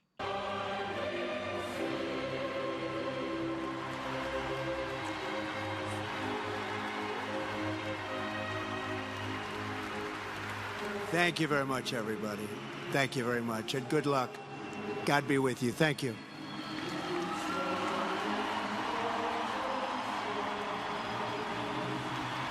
There, the President of the United States holding hands with Erica Kirk, the widow of Charlie Kirk, after giving an impassioned speech to the thousands upon thousands of people that showed up to honor his legacy. I heard as many as 200,000 people showed up, and I think the place had 90,000 inside of it, if I remember right. President saying that Charlie Kirk was a missionary with a noble spirit, and he talked about yeah. There was a lot of his upcoming plans. I don't know. This was it was interesting, and I haven't watched the whole thing, but I don't know. To posthumously honor Charlie Kirk with the I don't want to say anything stupid. The Presidential Medal of Freedom. He says that will happen at the White House. The president and Erica Kirk have known each other for several years, and in this moment you can see how she is not only leaning on the president, but she is leaning on the vice president and his wife as well. 58 billion from donors since this has happened. Reports were upwards of 200K showing up. 58 billion from donors since this happened, are you saying? State Farm Stadium holds like 70K. It was maybe half full. Yeah. You expect a lot of empty seats, you know, people buy too many tickets or something. But yeah, it's not packed. And also the floor is pretty empty, but in the seating, you know, the nosebleeds aren't, it's not super packed. It's pretty, there's a lot of people there though. And there's a lot outside that maybe they didn't have money to get in, or they just went, you know, to stand outside. And I guess across the street, they also have a thing where they're showing it. 58 billion since he died? That's crazy. That's crazy, crazy, crazy high. But I believe it. Yeah, I'm telling you guys, there's going to be books written about this for 20 years. So I'm just trying to soak everything in. I'm trying to not like jump to any conclusions or say anything too early and sound stupid. But I'm watching everything and I have my thoughts, but we'll keep them to myself until, you know, as time goes on. We're just going to wait and see and watch, observe. Very red and black. Yeah. Well, in a story that she shared about how Usha Vance told her, "You will survive the next." Check out all the GoFundMe's day 2 after his death. One raised almost 16 million, and she cashed it that day. Wow. Yeah, and this is why no offense to King, but when I think he asked me, he's like, well, if you do a Charlie Kirk show on Monday night, will you donate all the funds to like Charlie Kirk's wife? And I was like, no. No. Does that make me an asshole? I don't think so. You know, I barely got enough money to take care of myself. She's going to be all right financially. $58 billion in 2 weeks. 15 minutes and the 15 minutes after that, even if that. Now, that money is probably not just for her. That's probably TPUSA money. And a lot of that will get reinvested into all the chapters. We saw, 35,000 chapters applying for membership within a week after his death. So it's TPUSA is going to grow, and it's going to become, I mean, it's already one of the biggest political activist movements. It's going to be a party. It's going to be its own party. Like JD Vance might be the guy. That's kind of what they're going to back JD Vance for the next election. Elon's getting behind JD Vance for the next election. It's looking like he's going to be the guy. And hey, I'm not a huge fan. He's all right. You know, hopefully he's not an op. We'll see. I still think I like DeSantis better than, I know he's got gay boots. I know he wears some gay boots and some weird clothes sometimes, looking like Paddington Bear at a hurricane. But I like DeSantis. DeSantis does some base stuff. They're all pro-Israel. You can't get away from that, you know. But it's gonna be interesting to watch how this all plays out. And I'm here for it. We'll be here every Monday night on the Dreaded Conservative Show, doing what I do. The world's a crazy place. I just report on it. Monday night, kicking the week off right. Dreaded Conservative Show. If you like it, tell a friend. If you hate it, tell everybody. I gotta go, guys. Who's live? Who can I raid you to? I didn't have to leave at 8:45 because I don't have to walk Echo, unfortunately. I could stay a little later. But I do got to go to work. So, let's see. John's live. Let's go over to Mosman. We'll go over to Mosman's channel. Thank you guys for watching. I love how DeSantis ties his tie so tight, like it might fly away. Yeah, he's a little goofy. He needs some media training for sure. That was his biggest problem in 2020. Was it 2016 or 2020? Yeah. For 2020, the lead up to 2020, when people were saying DeSantis was gonna win and that Trump hadn't thrown his hat in the ring yet. Yeah, he definitely needs some media training. He's a little goofy, but he does a lot of base stuff that he does some more radically based things than Trump has ever done. So I like DeSantis. I know a lot of people don't, and I get hated on for that. But I never thought he was gonna beat Trump, though. Some people remember when everybody swung to DeSantis and they were like, "No more Trump, we're going DeSantis," and I was like, you know, he doesn't stand a chance once Trump announces he's running again. And I was right, as usual. But I got to go, guys. God bless. Thank you for watching. Go say hi to Mosman. Put some chairs in his chat, and I will catch you in the morning. We got to keep reading the book of Job. We're doing the book of Job in the Bible studies. So I'll see you for that. And thank you for hanging out, guys. I'm out. God bless. Peace.